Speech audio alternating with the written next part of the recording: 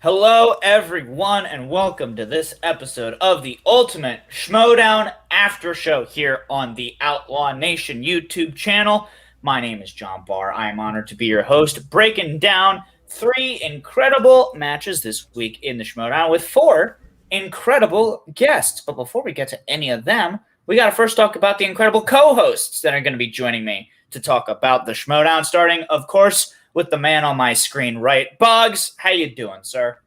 It's coming home, baby. You know it. The Euros, if you're watching, anyone. Congratulations to all the I was going to say Brits, but English out there. So, yes, just loving that at the moment. Super fun. Obviously, playing the Euros. England's doing really well, a.k.a. translation for you, John.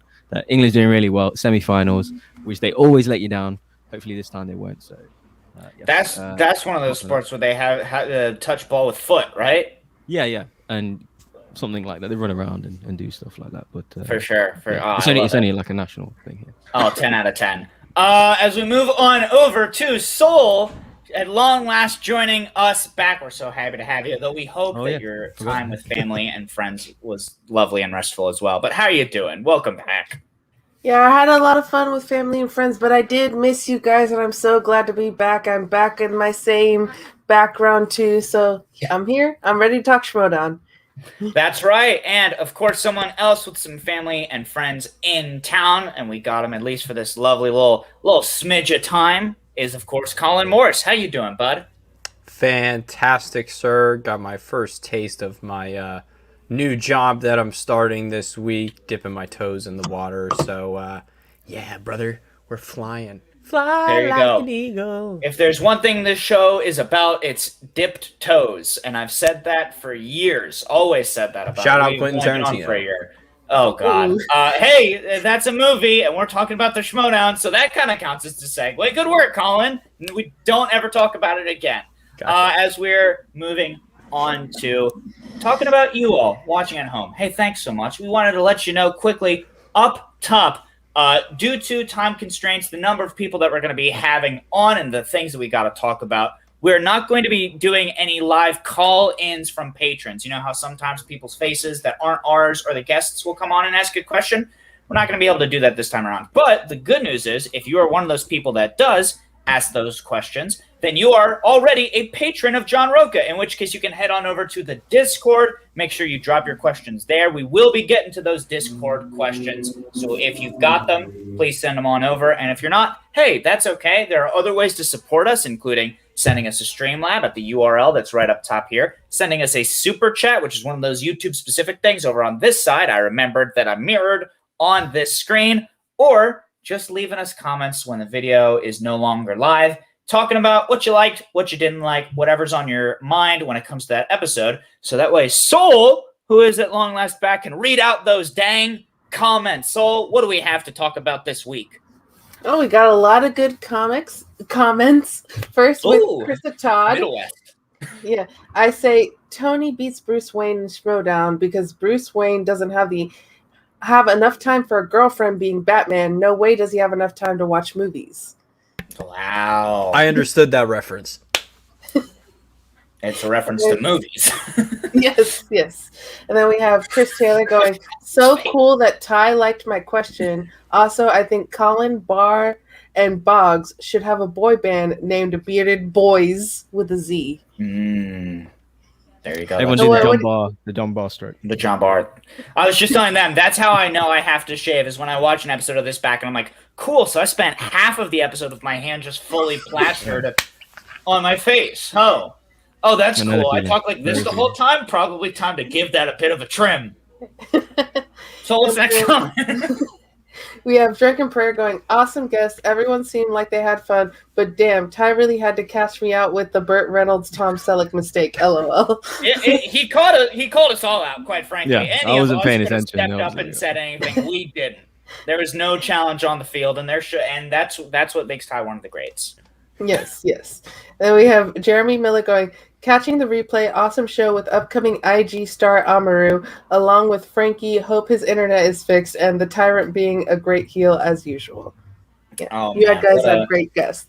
What a stack. I mean, this episode is stacked. Last episode is stacked. we're just good at our jobs, I think, because we're just good at our jobs, and we keep getting great people who, for whatever reason, keep agreeing to be on here. It's like a beautiful club thing. sandwich every week. You got Exactly. turkey, you got ham, you got bacon, you got 3 pieces of bread. We got everything. I'm the third piece. Soul, is there any other YouTube comments to talk about? We have Ambling Soul saying awesome guests and awesome discussions. Then this person named Soul Govid, I don't know who she is. Great show until they started talking about the Yankees. And yes, Boggs, they did lose. Disrespect. I mean, I heard. Oh, there we go. And then we have Logan Burton going, great show, everybody, with some great guests, except for the Yankee talk. I agree with Soul. Started going downhill as soon as the Yankee talk began. So there we go. Wow. I beat the Yankees 7-1 in MLB The Show today. It was pretty great. Ohtani had 20 strikeouts. Did my part. Fight the power. I saw a musical called Damn Yankees when I was younger. Full circle. Only on Netflix. Great. Are there any other comments? That is all. Enough. As we pivot from talking about these sports, these Netflix original series, and we talk about some Schmoedown. Just so you all know, watching at home, in case you haven't maybe caught up with everything, we're going to be talking about these matches in reverse chronological order. We're going to be talking about the one that came out Friday 1st, then Thursday 2nd, then Wednesday 3rd. Those are the dates. And thankfully, to talk about these matches, we got some great guests, including, first up, the winner of this first match. Colin, I know how much you love this gentleman, so I want to give it on over to you if you would like to give them a roaring good intro. Introducing first. Fighting for the usual suspects. This is the former Movie Trivia Schmoedown Teams Champion of the World, the Godfather, Drew McWeeny. I am bound to disappoint after that. Impossible. You say that, but then folks are going to isolate me doing that shitty a cappella Usual Suspects cover song, and then they're going to be like, no, that was the... Was that what that was? I had no clue. That was a song from Damn Yankees, obviously. Yeah. Well, thank you for having me, and thank you. It's an exciting week. Yeah, it is, and we're so excited that you would join us once again for this show to talk about, dare I say, an even better match than your last go-around with us. We're so thankful to have you on for what was really, I for my money, was the hardest match to try and call of this latest slate of matches. So I was really excited to see this one. Well, I've said it, and I think I said it on the show yesterday, but the actual field of talent right now is so much scarier than it used to be. And I think part of it is that people have this sort of really militant system for studying that they've gotten down cold, and then part of it is just natural knowledge. And somebody like the Barbarian, that guy just knows it. It's in there. And, he's like Lon. He's like Irwin. He's one of these guys who you know it's bouncing around in there somewhere. It's just a matter of accessing it in time. So, yeah, it was a squeaker, to say the least. Absolutely. A true American tale. As we bounce it on, it's because it's a mouse. We don't need to talk about it anymore. But I am going to go ahead and bounce it over to Boggs, who's going to talk us through the breakdown of this match. Boggs, take it away. Yes, no doubt. Once again, Drew, thank you so much for coming on. Second time. Sure. We made it in the promo because of you, of course, as well. So that was nice. Me and my Griffey Nooms cosplay, technically. Yes, I did see. Yes, it was very good. But yeah, first of all, Drew, is it weird having Guy on the desk at all? Being your former team's partner, now calling your match. How was that? It was interesting. I think that's a really great role for Guy. I think that he loves the game. He enjoys the game. I think the pressure of playing would sometimes make him enjoy being there less, and that's definitely not the case. Like, he loves it. So I think him being on the desk is a really natural fit this season. That's not to say I don't ever see him competing again. I think he could very easily jump back into competition, but it's a great role for him, and he and Ellis together seem like a really easy fit. Yeah, especially transitioning now from, hopefully from digital back to studio, kind of. So maybe he'll be more invested in that.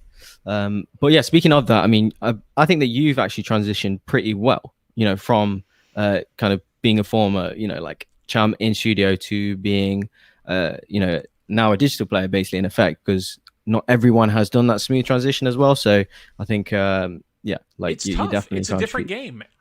It's weird. I think people laugh when I say it, but not being able to put hands on the wheel throws me off. Like, it's a definitely, I like knowing that my fate was in my control, to whatever degree that is with the wheel. My spinning was, part of my getting ready for that second round. So having it done digitally and having it be the thing that it's a little bit of a nightmare. I'm ready for us to go back in studio, but I also think that after you've done it once, you realize it's just a different game. It's a totally different experience, and if you can adjust your expectations to that, I think it's playable. Definitely, and it came through as well. So going into the first round, obviously both went perfect. So nice return, of course, going from obviously your last match to this match. And yeah, Barbarian as well, keeping up, because, as John said at the start, it was a real 50-50 for the fans going in. This kind of like saved the best match till last, I felt, in terms of, two even players and stuff. So yeah, overall thoughts on the first round and how you performed. Well, you very quickly figure out that the other guy is there. Like, I've been in matches where you can see that the other person has the knowledge they're good at and the knowledge they're not, and it's just going to depend on the luck of the draw. Watching somebody have a perfect round opposite you, you realize, okay, the breadth of knowledge is there. This is going to be, there's not a question you can give an inch on. And so, yeah, it definitely puts the pressure on. By the end of that first round, you're feeling it. Yeah, and I distinctly remember you saying last time that you was on that, you're not playing, you're not here to make up the numbers, you're not here to, you're here to win things, you're here to obviously points for your team and obviously have a go at the singles title, kind of go through the contenders to get where you're kind of to the top. So, Colin, any thoughts on the first round? How McWeeny played, obviously perfect round for both getting 9 points and starting off well. Yeah, and I love the array of questions as well. It seemed like they were really throwing at it from everywhere. Got some sports questions, hitting his biopic questions. Love to see a little Chronicles of Narnia in there as well, but had nothing to trip up The Godfather. Drew, I know you mentioned in the promo that, you maybe didn't take the lawn match as seriously as you could have. Without diving too deep, did you kind of go into overdrive? Did you take that militant approach that you mentioned before? Well, it's interesting. The suspects are getting better week to week at the way they're organizing that. And I think watching the prep for the Irwin match, it's really clear that even Irwin, who I think is just a monster, Irwin's a robot. Like, it's crazy how much he knows. And I think even Irwin has realized that it helps because you may know that stuff. It may be in there. But if you don't get reminded, if you don't get a little bit refreshed before these matches, and the pie slices especially now, the wheel slices are very specific. When you have a pie slice up for Tyler Perry, or you have a pie slice up for Whoopi Goldberg, or you have a pie slice up for 70s action films, like, it's getting more, or crime thrillers, it's getting more and more specific now. And so I think you can prep for what might be on the wheel. That's where strategy comes in. You hope you can put something up that people can't prep for or can't study for or wouldn't have studied for. But there's a lot of gamesmanship now involved. Just because you can study doesn't mean you necessarily study the right way. Definitely. And yeah, just a reminder to everyone as well, please get in your Streamlabs and Super Chats. Any questions for Drew as well, which will of course read out to you. So going into the second round, Ty obviously making an appearance as a manager, which is really, really cool. Cool in one way, but in another way, obviously your manager not being there, with Gucci not kind of being available, unfortunately. But Barbarian just elected to spin first. He stuck with De Niro. As you would expect, kind of knocked out the park and goes for a perfect round. And then, Drew yourself obviously spun off Courtroom Dramas, then landing on Courtroom/Thriller, and then landing on DreamWorks. Yep. First two, knocking them out of the park. Second one, of course, missed the Rumpelstiltskin's question, and then getting the last one. So, any thoughts on your second round overall? Well, I had a number of people say to me that they think I should have gone multiple choice, and I have a real love-hate relationship with the multiple choice because yes, you are.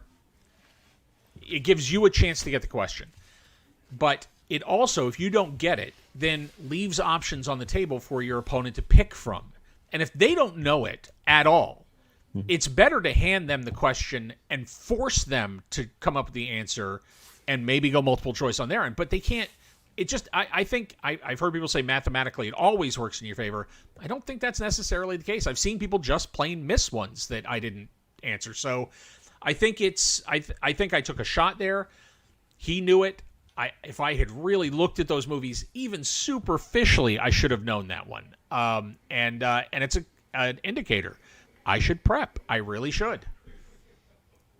Yeah, well, but you still, a solid round. You were obviously just a few points down, but still pretty good overall. Boy, but that 4 points with one question, and you see a gap open immediately. So, like I said, there's no taking the foot off the gas.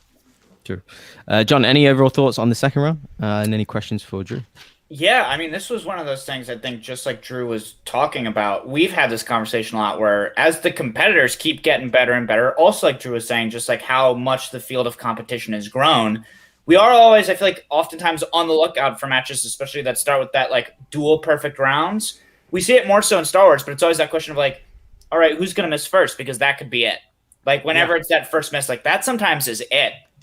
So I was definitely looking at this where I was like, I know both these guys are good. I know the match is not over yet, but it is sometimes a little bit hard to kind of look at that and then kind of start writing the rest of the story in the back of your mind. So I guess my first question is kind of, Drew, when you did take that first loss of a point and then Barbarian was able to snatch those up, was there a part of you that was like, okay, that might have been it, so now we can just relax? Or was it more like, okay, nope, now we really got to floor it? It's the opposite. And thankfully, again, Sam Levine, my ride or die, my manager, is constantly in my ear reminding me, one question is not the match. So don't do that. And I've seen competitors crumble because they miss a question. And then they get in their head, and then they miss the next one because they're still thinking about the last one. It's death. And the hardest thing in this game is to drop everything after a question and just move on to the next one. So, yeah, it's something you have to learn to do. Absolutely. And then my second question is, of course, I'm never going to, bemoan somebody not remembering Shrek Forever After. But my question is, how could you think that Donkey would betray his best friend Shrek like that? Because that was the question. But then B, do you think it would have been better? Do you think it would have been better if it was Donkey? I thought it was that he did something by mistake and caused the problem. I thought it was Donkey accidentally causing it. So, yeah, of course, that's fair. Thinking of the film, yes, it's Rumpelstiltskin is the bad guy and he's trying to trick him and get his... I remember that now. But, yeah, I just could not for the life of me think of who the villain was. Listen, I'll say it. I hope Donkey does betray Shrek in the next movie, though. Because, that's what they did in Fate of the Furious. It's like, oh, did Dom turn on the family? That was a whole plot point. And obviously, we find out that Donkey's got amnesia and he's been brainwashed and he's working for Kurt Russell. Look. No, Donkey had a family with somebody that he didn't know about. And then Rumpelstiltskin and Prince Charming hold the family captive and convince Donkey to turn on Shrek. There is such a thing as dragon madness, and we cannot say for certain that Donkey would not also have... We're getting off topic, Bugs. Go ahead and talk about round 3. The Shrek and the Furious, 2025. It's coming. Shrek. Yeah, Bugs. We watched the wrong movies, I guess. I think this was Shrek with a C. Not Shrek with a K. But the Sam's really come into prominence the last couple of weeks. In terms of his management, and his traits making an impact on matches and getting his team points. I think it's 4 wins in the last kind of 2 weeks. 6. So I think it's 6 now. Well, okay. So yeah, I mean, it's really it's excellent, performing absolutely excellent. So going into the third round, okay, this is now the famous round, now debated, now controversial. So you both get your 2 pointers, of course. Well, you have to go for your third round question, which was which John Wayne was it nominated or did he win Oscar? Right, he won. It's the only film that he won the Academy Award for. Okay. And of course, the answer is True Grit. Initially, obviously, you've said the role that he's played, which is Rooster Cogburn. You've corrected yourself, said True Grit. And Sam has challenged for you, and they've ended up upholding the challenge. But first of all, I want to know your thoughts on it, on the whole challenge situation, and of course, the reaction to the challenge, because some people, there's two sides of it. Some people are with you guys 100%, and there's some people that think absolutely this should not be upheld. So I'll cover that as well, what the reasons why. You might not know of them exactly, so I'll kind of run through a couple of them. But yeah, your overall thoughts please on that. Well, my thoughts are this.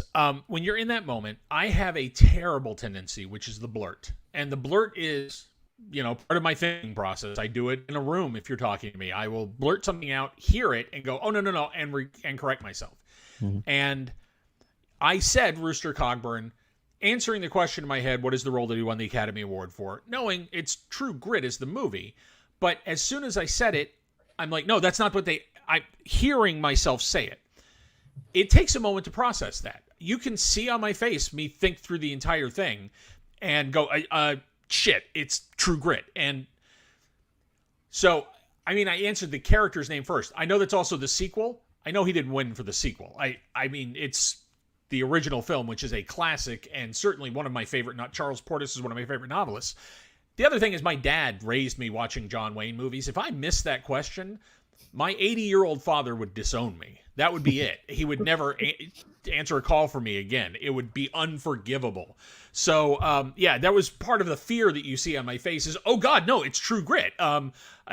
So now when Sam made the challenge, I'd accepted that. Again, I rarely will challenge something because I knew that I had said the wrong thing out loud first. I also knew I had self-corrected. I don't know what that rule is. I don't know if it means you say it out loud, that's it, you're done, or you can correct. That's why you hear me kind of say, it's True Grit. And I almost throw it away, because I feel like I screwed it up. Sam jumped in because he felt like the rule as written was interpreted this way. I think that from Sam's, look, I'll say this as a player, that's what you want in a manager. You want somebody who has played this game, who understands what it's like when you're actually answering the questions, and who is there to watch it from the outside perspective. Do I know what the rule in the rule book says? No, I don't. That's, again, why Sam Levine is there. Sam made the challenge. Sam and the judges discussed it. And clearly we were given the benefit of the doubt on that one, and they awarded for us. I have read a number of the reactions to it, and look, I can certainly see how everybody could parse it. I think that if you go by a stopwatch, it sounds like I am outside the boundaries of what the rulebook specifically says. I also think there's a lot of controversy now about the idea of final answer, which, I have heard out loud in the past. I do not hear every time or often. It's certainly not a given that they're going to say final answer to you. I don't think that's a terrible idea, but it's one of those things where I can see why the challenge would upset somebody. I can see why the challenge would have gone through. I think with any challenge, you're going to have people who are on either side of it, simply because you're talking about splitting the hair on a rule. You're talking about really it coming down to judges' discretion.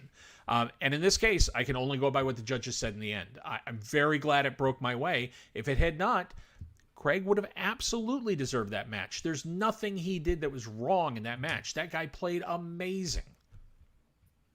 First of all, excellent assessment. I thought that was Drew. I was going to say, some of the opposing discourse is that you answered it outside, you corrected yourself outside of the 1 second. So some people think that shouldn't have been upheld based on that reason, but again, you've just confirmed that. I want to throw it to Sulfur. I want to get everyone's opinion on this because, like I said, it is the kind of main talking point of the week. So, any thoughts on the on the challenge? Do you want to go either way? And because I see people in the chat going back and forth as well. But yeah, please give us your overall thoughts. Any questions for Drew if you haven't? So I heard about the challenge before I watched it, and so I went in basically seeing like, okay, how long did you take to answer this? And then watching the desk, they didn't give any facial expressions. They didn't say you're incorrect. They let you have that time to be like, oh, wait, no, it's True Grit. And so to me, because the desk didn't say anything and what the rule book says, it's a valid challenge. And I would have ruled it in the same way personally, because it's like, yeah, he, given the benefit of the doubt, he knew the answer. They weren't telling him it was wrong before he went to True Grit. And so for me, it was perfectly upheld. Guess you want somebody to die. Look at this comment. Should have had Dredd as a third judge. You're trying to get somebody killed, Jesse. But yeah, no, good point. But yeah, some people I've seen on social media want this win to be scratched, like because that's how upset they are. But yeah, so maybe that's a bit over the top. But no, because obviously you have different people supporting different people for different reasons, different factions. It's all opinions really. I didn't complain that he had a guy helping him on his shoulder. I didn't say anything about Elvis, so I feel like we're okay. They were a team, yeah. It was like 2-on-1. So that's right, man. Yeah, Colin, I'll go you next. Any thoughts on this overall, and question for Drew? Well, first, I'm going to throw it over to the Streamlabs that we had from our boy Drunken Prayer that said, if I don't ask, it's going to drive me insane. Drew, what does your t-shirt say? Oh, it is the shooting title for John Carpenter's Halloween. It was shot as the Babysitter Murders. And so it's the poster as if they had released it that way. Oh, that's incredible. I love that. Worth the money, Drunken Prayer. Worth every penny. Worth every penny. Oh, that fits so well. Wow. So good. I love that. In the moment, I definitely had it, and still now, I have no issue with it because if we're going by the rules and we're going by that book that you can get by being a patron, it's dense. I mean, let's be honest. Like Bibiani put a lot of time and effort into that thing, and everybody that put their time and effort into that book. So Sam is a master gamesman. Like, let's be very clear. He's in the top 3. He loves the game. The game. Every corner of it's the like game. A science. That's his thing. Yes. He will find any way to work it. He is the Billy Bean of the Schmoedown. He's out there kicking dirt on the umpire for me. Exactly. He's 1,000%. I get it. Oh, he's out there scuffing it. He will do whatever he wants to get the win. And he did. And I respect that because he used what he had in front of him and he did it. And it wasn't an instance where you, I think the rule would say, there's no movie called Roost. Is there, though? Is there a movie called Roost? There is. It's the sequel to True Grit. Okay. But, so that's the danger of that being the lead character's name is, right. Yeah, it's, so, I absolutely see all sides of this. I also see this 3 seasons ago, you getting the chance to explain it in the studio, and this is a non-issue. There's no rule book, and it's yeah, guys, you guys totally knew. I knew what that was, and I said this. Yeah, sure, man. All right, cool. We'll talk to you later. And now it's all right, we'll be back in 5 minutes. But that's the thing. I think people take the game seriously. I understand why you take it seriously, and I think the patron saint of taking it seriously is Sam Levine.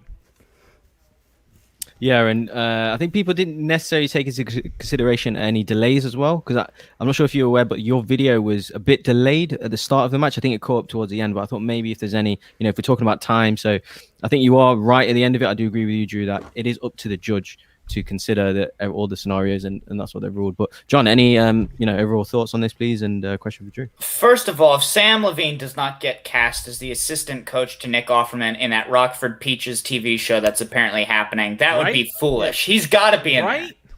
Even if he's maybe just a rival coach of whoever they play at first, Sam's got to be a part of that. Make it happen. Without a question. Or he's the guy that ends up replacing Ted Lasso at in the football job, the American football school, and he comes back for a visit, and he's who is this? Something like that. Look, when we talk about man being the world's most dangerous game, we are talking specifically about the man Sam Levine. Can we all agree on that? Certainly. Yes. That is undisputable. For me, I'll keep my answer brief. My thoughts are mostly twofold. Number one, I perhaps of this panel, but certainly in comparison to a lot of the fan base, I am less married to this being a very serious sport.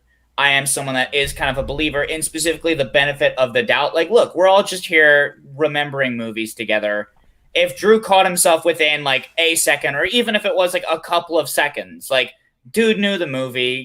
This is not an Idris Elba situation where I'm how have you gone your whole life thinking that? No, he knew the fucking right movie. He corrected himself real quick. No facial indications. It's all subjective. Who cares? My second thing, and this is something we talked about in the Irwin Bateman match, which I feel that is a challenge that has been glossed over very quickly when people are talking about controversies. But what I've found to be true is that it seems like, generally speaking, when Mark Ellis makes a judgment call, he is looking at, okay, did I do my job to the best of my ability? And I think in my mind, that's always why I am more endeared to his decisions, because I think he is an incredibly humble gentleman. He knows the amount of authority that he has been given. And he also knows that humans are fallible, himself included. And a lot of his judgment calls, I think, go towards the fact that he's like, I should have said final answer. I could have done something to make this a little bit more clear cut. The fact that I didn't make it clear cut means that it's not. Therefore, I rule in favor. And again, especially when we're talking about something where it just comes down to such minutia, like I commend Mark Ellis for making that kind of a call specifically because of the mindset that seems to accompany it. I think it's a fair read of how he conducts himself in terms of the overall Schmoedown. Yeah. He's very aware of the weight of what he does. Oh, and it looks like, speaking of weight, something that gives this show weight is Streamlabs. That's a reach. We have a Streamlab from Soul Warrior. It makes us heavier. Question for Drew. Do you have any explanation why your performances in teams vary so much from your performances in singles? Goodness gracious, Soul Warrior. Is it just bad luck, or is there another reason? Also, you rock. Okay, pulled it up. No, I think it's a very fair question. And my record, I didn't know. And I got to say, out of everything that happened during this match, it was something that happened offhandedly at the beginning as they were introducing us that almost ruined the whole match for me. Because somebody said, as they were introducing me, he has not won a singles match in 3 years. That was Drew. Ooh. And I tell you, hearing that right before you walk out, oof. That's tough. That's a really tough one. And part of that is there was a year I didn't play. But yes, in 3 years, I have not won a singles match. And there was a whole season where basically I just focused on teams. It's still a huge gap of time. So it was necessary, I think, going into this to really buckle down. And I got to say, if I'm going to continue to play singles, then I'm going to try and take it very, very seriously moving forward. And I think in the past, I have relied largely on brute force knowledge. I came into this as a guy who my knowledge of movies and my movie trivia knowledge comes from being a sponge. You know, I own on the Mac something like 11 or 12,000 movies. I have seen a vast number of those movies. I constantly am watching and rewatching things and writing about them and digesting them. So for me, it's contextual knowledge. That's not to put any negative connotation on people that are studying and absorbing this stuff, because that's very valuable in this game. But I thought, okay, I'm just going to come into it with what I have, and whatever happens, happens. And I think a lot of my matches, I had that attitude. Whatever happens, happens. Whatever gun I have in my pocket this afternoon, that's the one I'm going to fire. And it's not the way to play this if you're going to actually play to try and win a belt. People are bloody serious about this thing. Yeah, absolutely. And you did, of course, win the match as well. Just to comment on the 5-pointers, you did get the Joe Wright question, of course, and the Barbarian did miss his 90s Jack dreaming of the Newsies question, right? I'll tell you what, I thought his question was a contextual knowledge question, and that's what I liked about it. It's a question where you have to know the movie. There are zero clues built into that question, and you have to know the film.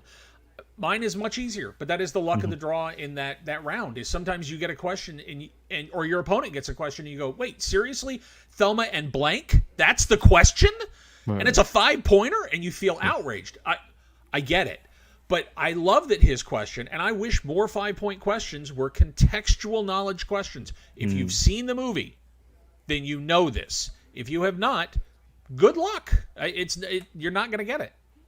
For crutches. We're on the same page, Drew. I definitely know that that's like something that Christian has talked about specifically as far as trying to focus it in that way. Because I know he definitely, obviously there's been some 5-point discourse out there in the world, and we love our discourses, don't we?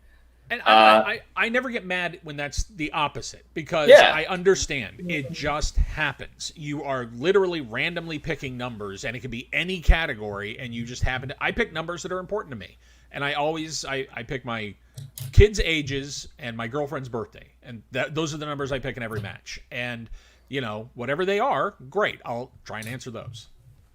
Absolutely. Yeah. And Colin, did you had something to say about the 5 points? I think he just wanted we to just sing knew the it. song We just Santa both love Fe, Newsies. yeah. I basically played Jack in a middle school. So that's what choir, they call a family. Oh yeah, you must have immediately been like, "Up to Newsies." I was Newsies. I was like, Yeah, oh, immediately. Newsies. There's only one other musical that like innately references Santa Fe like that, and at least in that time frame, and that's Rent. They do the whole bit That on to the. me, that's the only contextual clue. What 90s musical? What, out of the 4? There's Right. There's no 90s musicals. That was a very short list. And it's a very short run, like Disney home video release. Like you had to be either like really hardcore into just, I don't even know what that theatrical run was like, but I'm sure it's gotten more views with its, they like redid it live on Fox a few years ago and it was garbage, but Christian Bale, way to go.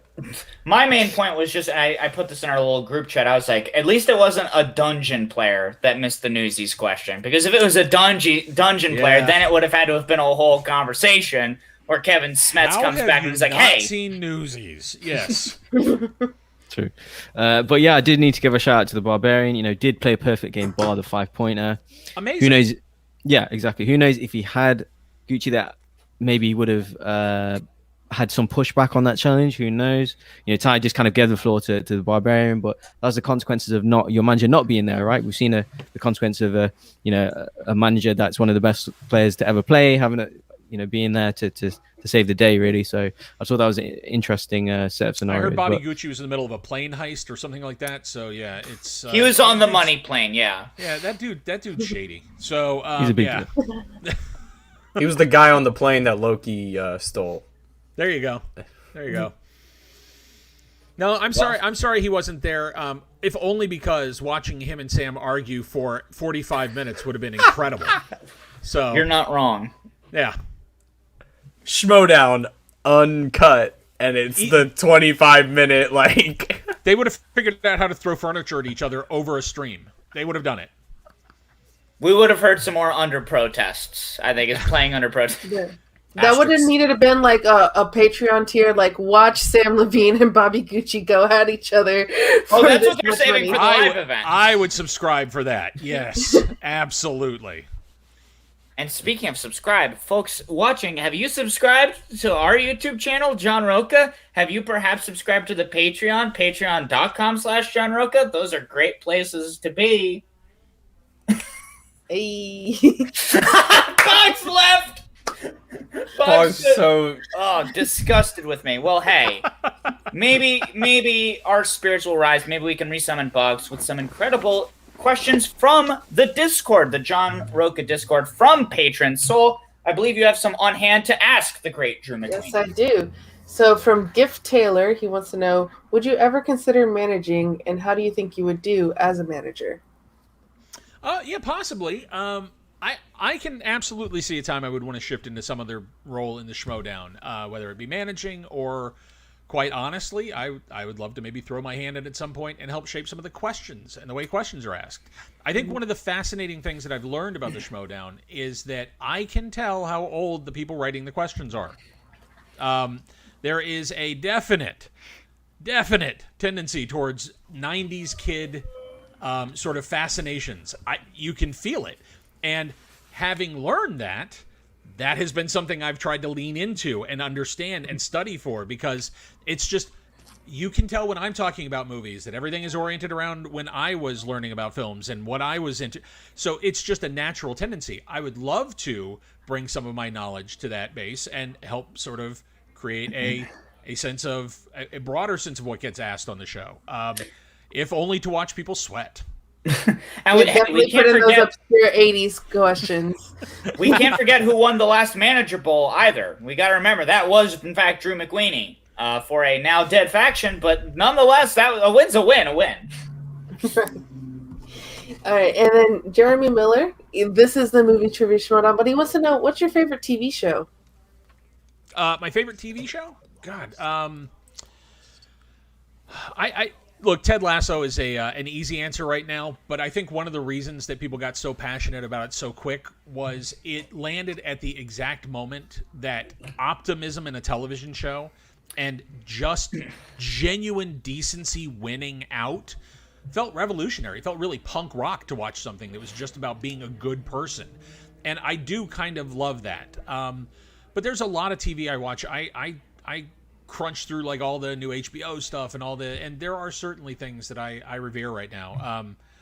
That's probably the one that have you caught Physical on Apple TV? I have.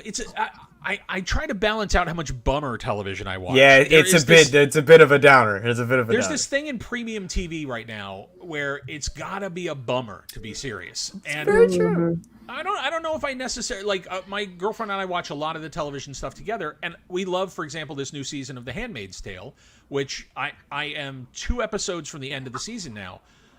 But you got to have about 4 or 5 days between episodes of that because you got to take a bath and you got to mellow out and have a drink or something. It's rough. Try some Dave. Yeah, I love Dave. Dave's great. Dave is the best piece of ginger you can take in between your serious television. And I got to say, Gaeta might be one of my favorite people on TV right now. Mad love for Gaeta. I think he's the best. That and I and Barry, they also kind of dabble in both of those where there is. I think I won a match more recently than they've had new episodes of Barry though, and that's the problem. That's true. All right. Well, our next question here we have from Drunken Prayer going, if you were in the movie The Godfather, which character would you be? Luca Brasi. Yeah. Rehearsing my lines outside, just hoping I don't screw it up. Yes, Godfather, I'm happy to see you on the day of your daughter's wedding, at your daughter's wedding. Oh, shit. Yeah, that's me. 100%. Perfect. Not one of the cool Corleone kids. No. Then we have Justin T going, there have been a lot of cool Blu-ray and 4K releases of famous and obscure 80s films this year. Are there any that you hope to get a nice proper 4K release, and are there any upcoming releases you're most excited for? Well, July 6th is the big day for 4K stuff. I know Howard the Duck, Scott Pilgrim, Space Jam, which is what my son is going crazy for. There's a lot of 4K stuff. Willy Wonka just came out. If I could get an 80s title on 4K this year, later this year, Earl MacRoch, who is the writer of the original The Adventures of Buckaroo Banzai, both the novel and the film, is publishing, finally, Buckaroo Banzai Against the World Crime League, his novel. And it's like a 550-page sequel novel that's got tons of stuff that he's wanted to do over the years. I would give anything if there would be a 4K Buckaroo Banzai that would come out at the same time. I am desperate for that movie to get treated well. And barring that, just in general, I want James Cameron to get everything done on 4K now, immediately. Do it, James Cameron. Come on. And then our last question, I don't know who this person is. Colin, totally not the host, Morris. Besides your Godfather Funko, which is your favorite? I got to say, just because of who gave it to me and why, I have a real fondness for Nick and Nora from The Thin Man as one of my favorite married couples. And to go with my Nick and Nora area, my girlfriend got me Gomez and Morticia, who are also couple goals in a huge way. Sick. So Gomez and Morticia kind of rule. And I love that one of my good friends, I actually have a Funko of somebody that I am friends with. That is just bizarre. Like, to have a buddy of yours on your shelf in teeny tiny form. So cool. Be like, here, look, it's my friend. Oh, yeah. We need Schmoedown nice Funkos. Terrible things will happen to your Funko, yes. I have a question. Well, now that I'm back anyway, for you, Drew. So going into your next match, any thoughts on potential opponents? Maybe some old rivalries you'd like to see again, or you have mentioned that the league is so deep this year. Any potential newer faces, rookies or people playing in maybe their second year that you're interested in playing or taking out? I mean, I definitely have. I definitely at some point, and I understand I've got to earn my way there because he's done very, very well for himself. But at some point, I have a date with Ben Bateman. I'm gonna make that happen. So Ben and I will dance at least once. And I'll tell you, if I could just pick anybody from the league who's playing in any capacity right now to sit down against. And I'll say it right here, and I'll say it so that it's formal. Kevin Smith, I'm calling you out, buddy. I'd love to go head-to-head with you. I think that would be a terrific match. Two stoners in their 50s trying to figure out movie trivia questions. Man, we would be amazing. Hell yeah. Damn. Give us the Days to Confuse 4K, you cowards. So, yeah, I mean, I think in general, like, there's a lot of new talent. I'd love to go up against Griffin Newman. I love Griffin. He and I chat from time to time. I think it would be a terrific head-to-head. I would love to see that happen. So, yeah, look, at this point, I'm generally afraid of almost everybody in the league. So I think whatever match I have, I'm going to take it very, very seriously. I just think some of them would be a lot of fun. I just want to shout out Haskell420 in the chat, the Godfather versus the Weed Father. There you go. There you I go. expected that with somebody with the 420 in their handle. We should have seen that one coming from a mile away, I think. They could have just popped up in the chat and said hello, and we would have been like, all right, bud. Yeah, it seems to be a lot of 50-year-old stoners about. There you Best go. kind of people. Oh, gosh. Well, Drew, thank you so much again, as our producer mentioned, for joining us on a holiday weekend, no less. We really appreciate your time, your incredible insights. Honestly, the Schmoedown community is incredibly passionate, and we love that you guys take the game this seriously, and that every comment, negative or positive, about the challenge only reinforces to me that people love this game, love this league, and take it, and really get invested in it. That's all good, man. I can't be upset about any of that. So even if your passion is that I should have that stricken from my win record, I will take that passion as a great thing. There we go. Great attitude. I don't want to see any of that in our comments, though, to be clear. None of that nonsense. We got to know. We got to know. Come on now. So real quick, we do this with every guest. We want to give you just a little bit of platform. If you feel like there's anything else you have to get off your chest when it comes to the world of Schmoedown, be it some smack talk, be it some kind words, if there's just anything else on your mind, and then also plugs, just wrap it all up together. What is the final word you have to say, Godfather? Well, as far as the league is concerned, I'll say this one final time. My fellow competitors, you guys have raised the bar across the board. And as a result, this year has been a real wake-up call. I think anybody watching at home, if you think the Schmoedown looks easy, it's not. And these people are really serious about what they're doing. So I just feel grateful to still be playing and to actually still be competitive. And I look forward to whatever happens from here. And I know that I have got the right person backing me as I continue forward in this league. As far as plugs go, please check out my new endeavor, the Last 80s Newsletter.substack.com. I am going back and starting this experiment over. I am reviewing every single movie released in the United States in the 1980s, starting with January of 1980 and going to December of 1989. Over 2,600 film reviews. They're going to be coming out monthly. It's $5 a month. And please jump on now. We're just at the beginning. February 1980 comes out on the 15th.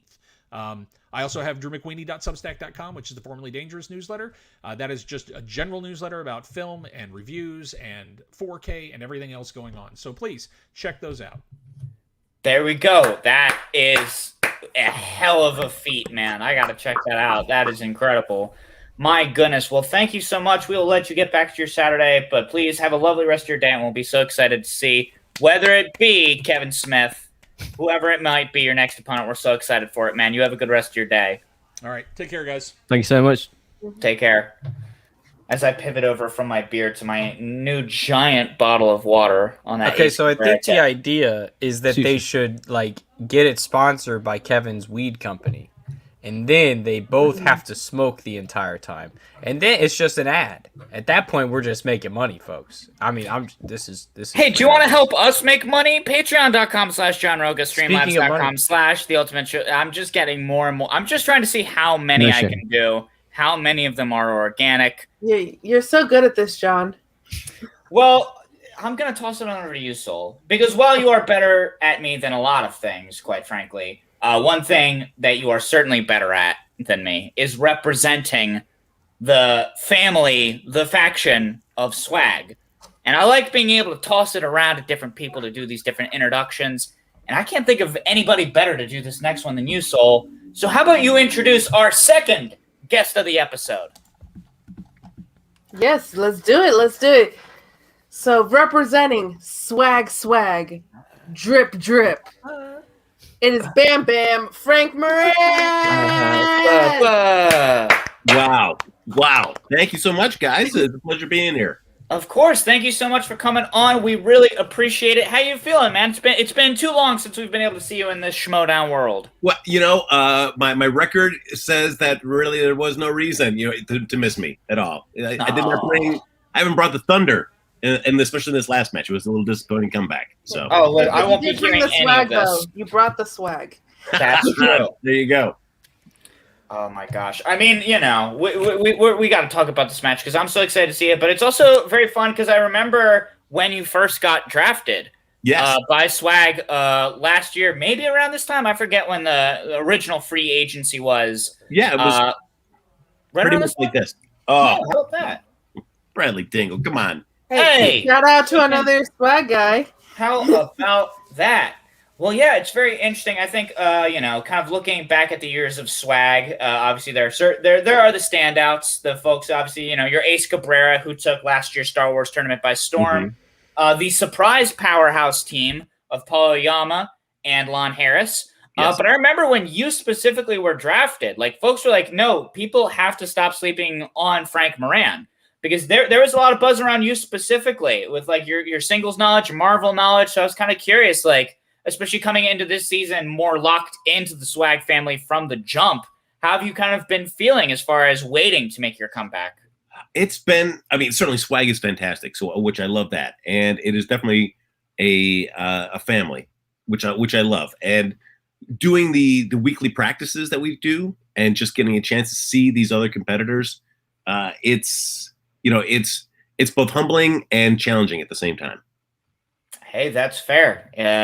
My gosh. And this was a match especially where you were going up against somebody that I saw somebody tossing around the word sophomore slump earlier in regards to a different competitor, the Barbarian. But I think it's always interesting to talk about some of these great competitors who just sometimes get put up against other great competitors and sometimes just have a little bit of a struggle. And of course, we're talking about David Del Rio, somebody who also, if you look at his previous matches leading up to this, not having a great record, but something that, like, you could never really deny his knowledge. And this is also part of why I don't want to hear you discounting yourself, because I'm like, hey, truly look at, sometimes records don't reflect skill. So I was kind of curious about your impression of David going into this match.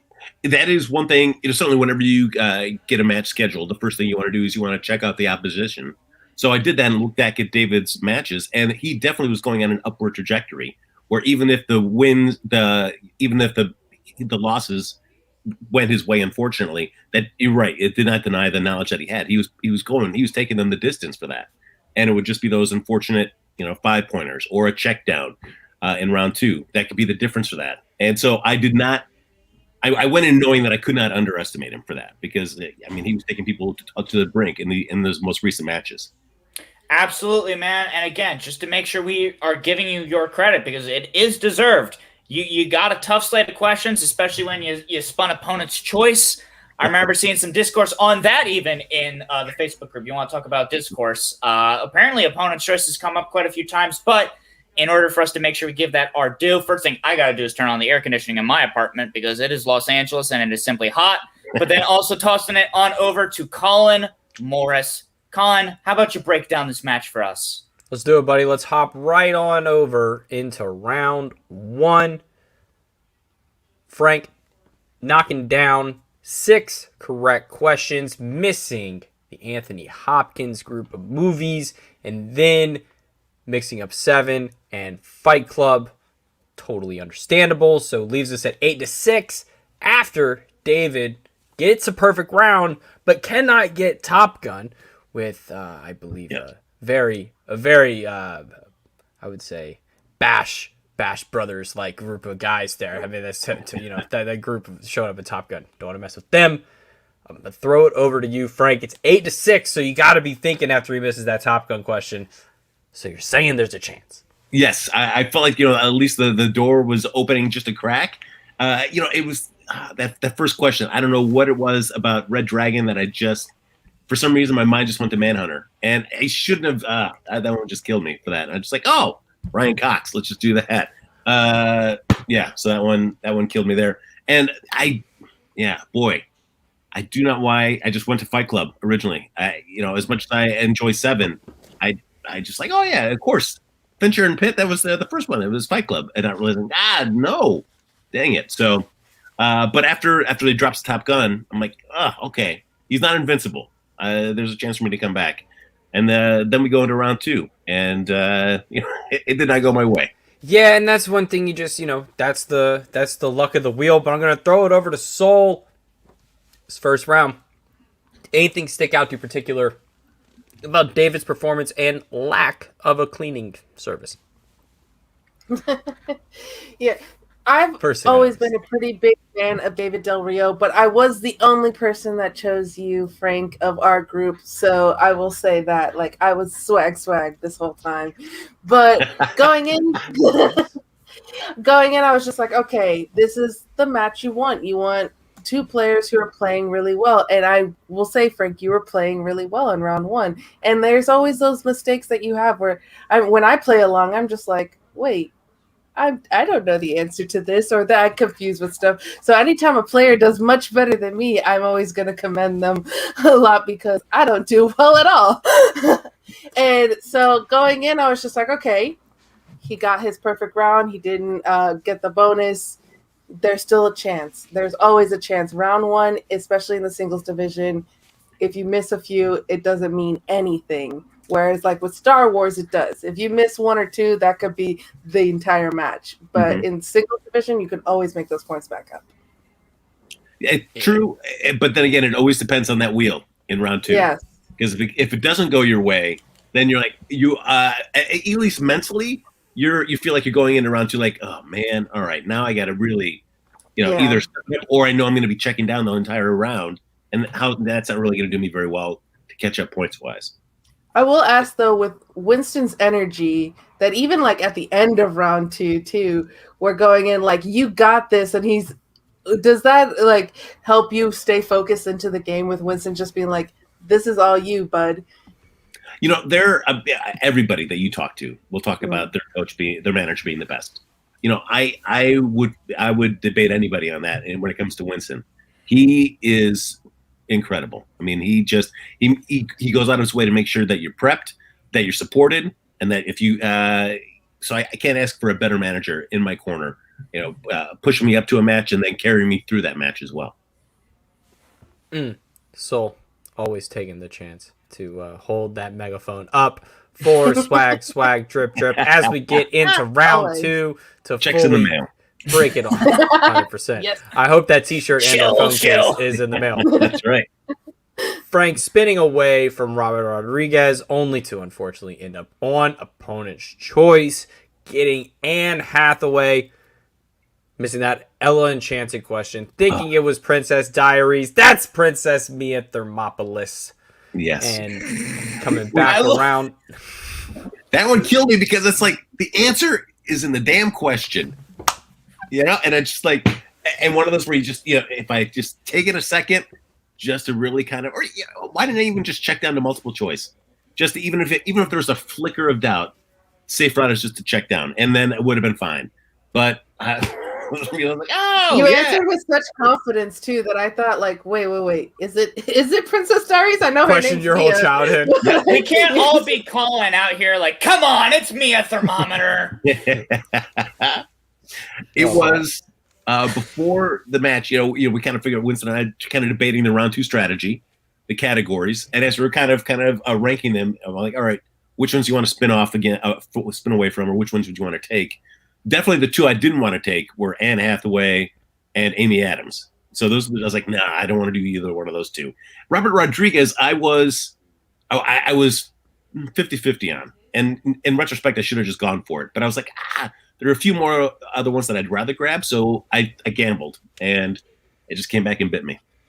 Yeah, and then coming around to that hoodwink question, Del Rio stealing both of those. You coming up with a 4 out of possible 8, and then Del Rio spinning that other lady, Amy Adams.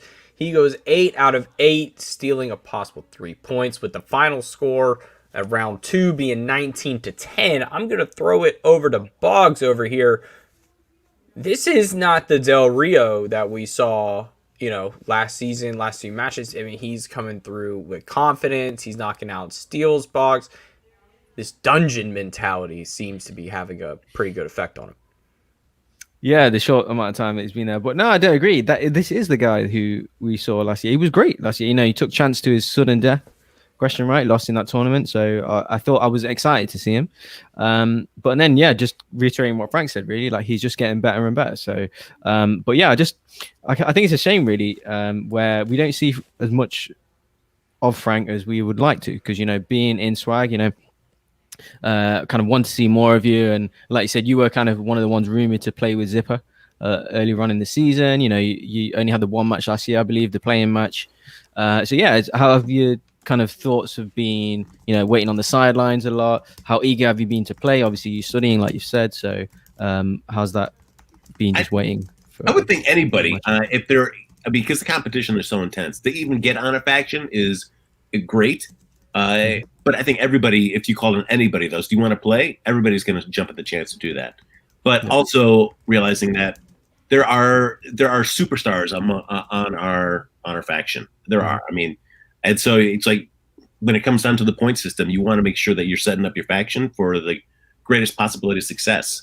So I want, at least for the shots that I get, want to be able to deliver. But overall, I want to make sure that the faction delivers. So if that's, saying that Paul's going to get a few more shots, Lon, Chandru, then yes, take that, because ultimately, if it's good for S.W.A.G, then it's good for everybody. Boom. Also, I love that. Obviously, we've got a singles tournament coming up soon. Are you putting your hat in the race? Are you wanting to get involved? I mean, for sure, I would love to get a chance to try to redeem myself. Poor guy. Well, but we know you can. I think that's the important thing, is that we know that the talent is there, because it goes back to last year, and there's a reason that you came in and got picked up in the free agency period, and there's a reason that Winston's got trust in you. We come into round 3, man. Got the Costner question right. Got that 2-pointer. That 3-pointer, man. As the reigning Black Cinema champ on this show, even tripped me up a little bit. It tripped me up a little bit in the moment. I'll give you the benefit of the doubt. That was deep. It was deep.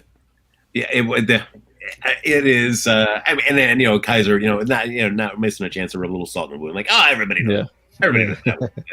Everybody knows that if they're 43 years old and were born and lived a certain lifestyle, Because I did check the IMDb. It was like in between Boys in the Hood and What's Love Got to Do with It? That's right where my brain was. Oh my god! I thought, because they were around the same time, I would have guessed one of them two, and it's deep cover.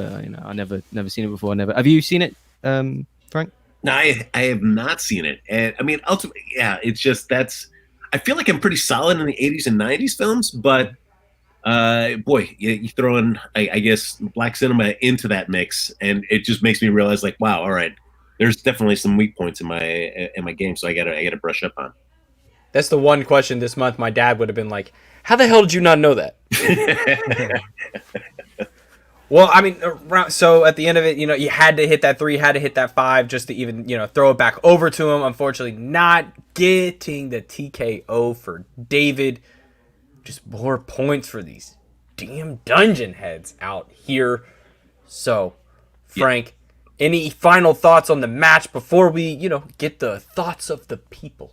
I had respect for David Del Rio, though. I mean, I just knew, just in the conversation about what category to give me when they were debating between Anne Hathaway and Amy Adams. I mean, when he spun and got Amy Adams, I had no doubt that he was going to sweep that category. I mean, and he did. He was just, it was great playing against him, and if our paths cross again, it would be fantastic to try to take him on again. Hey, it's definitely coming up. Anything can happen. Anything. I was I was going to say, definitely interested in what Leah Logan just put in the chat about. We should have asked Kate. I know she was on a couple of weeks ago about Del Rio moving to the dungeon so soon after being released from the. I think she came on right after those free agency picks got made. Yeah, we'd like to know why. Anyone in the chat, if you heard anything, any gossip, put it in the chat below because I've got no idea.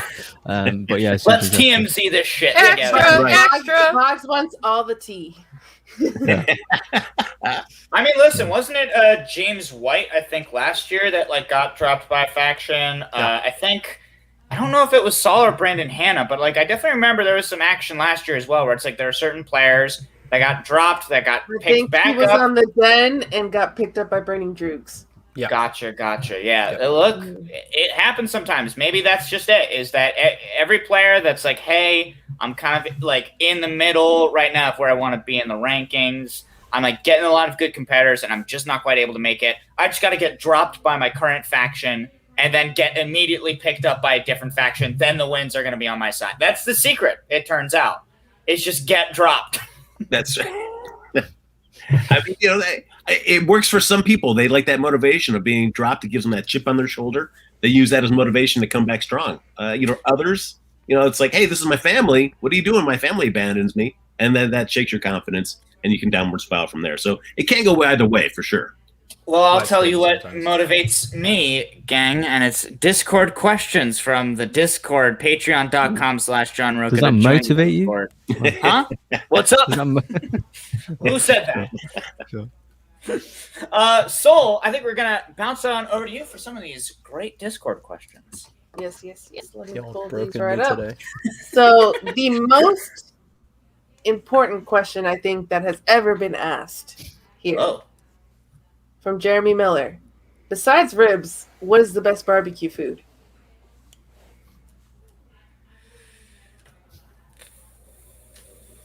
I know it's a tough one. 5, 4. I'm gonna go. I guess brisket. Chicken. I mean, I'm not a huge. I'm not a huge rib guy to begin with, so I guess I'd go barbecue chicken. That's fair.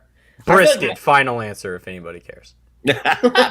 My default was burgers. They're very easy to just cook up on a barbecue. Yes. It's a staple. You know what I mean?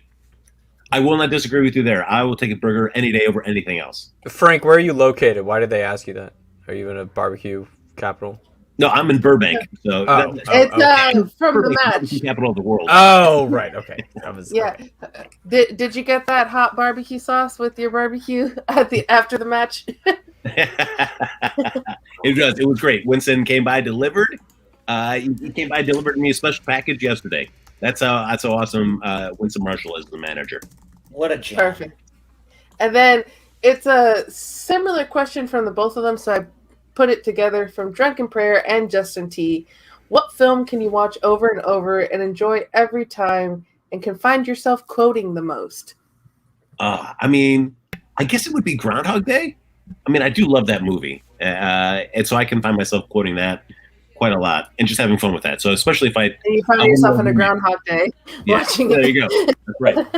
Whenever I meet up with one of my old roommates, we can easily fall into just a nice Groundhog Day quote-a-thon and let that carry through our conversation, which makes it very enjoyable for anybody else that's around. It's that's really how you guys are just communicating.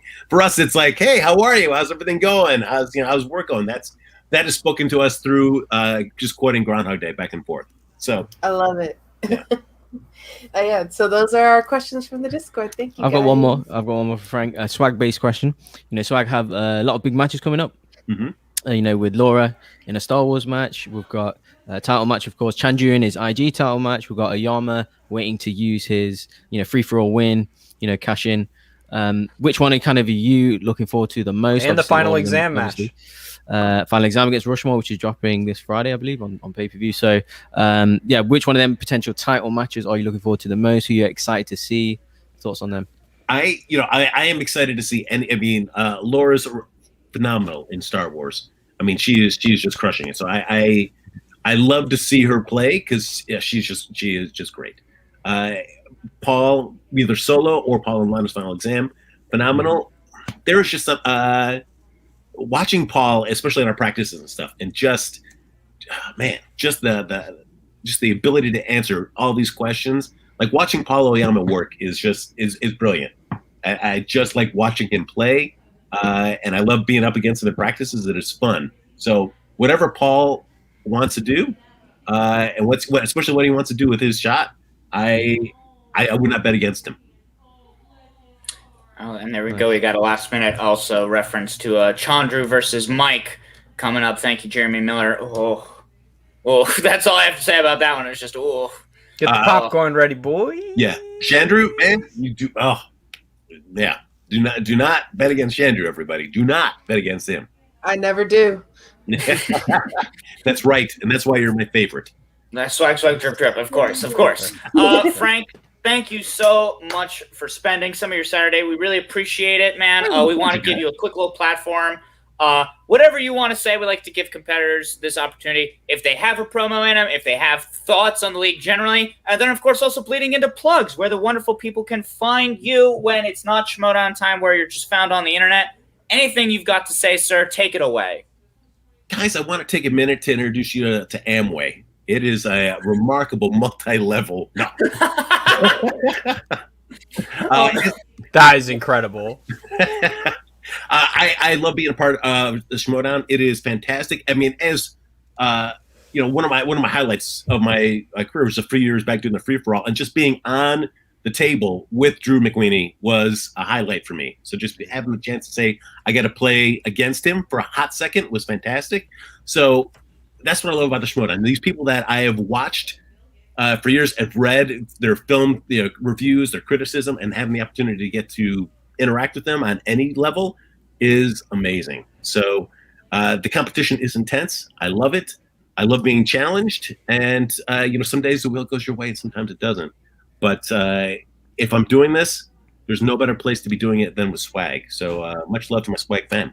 And for me, I'm just enjoying my Jamba Juice. Get a Jamba Juice, guys. Why not? It's got so many different flavors of fruit that you can make into a smoothie. So my hot plug for a Saturday, 4th of July afternoon.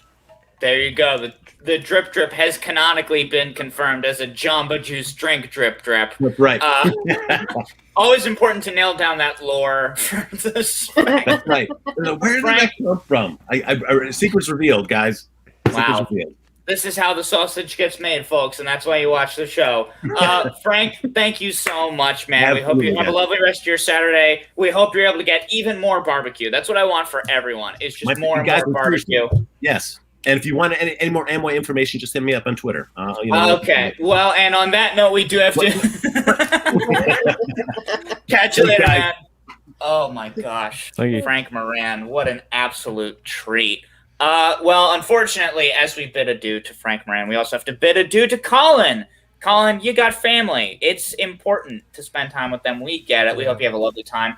Where the heck can people find you, though, dude? You can find me over at the _C Morris. You can maybe find me later talking some Star Wars over on the Watt Real Entertainment Network. Maybe talking a little Bad Batch. Who knows?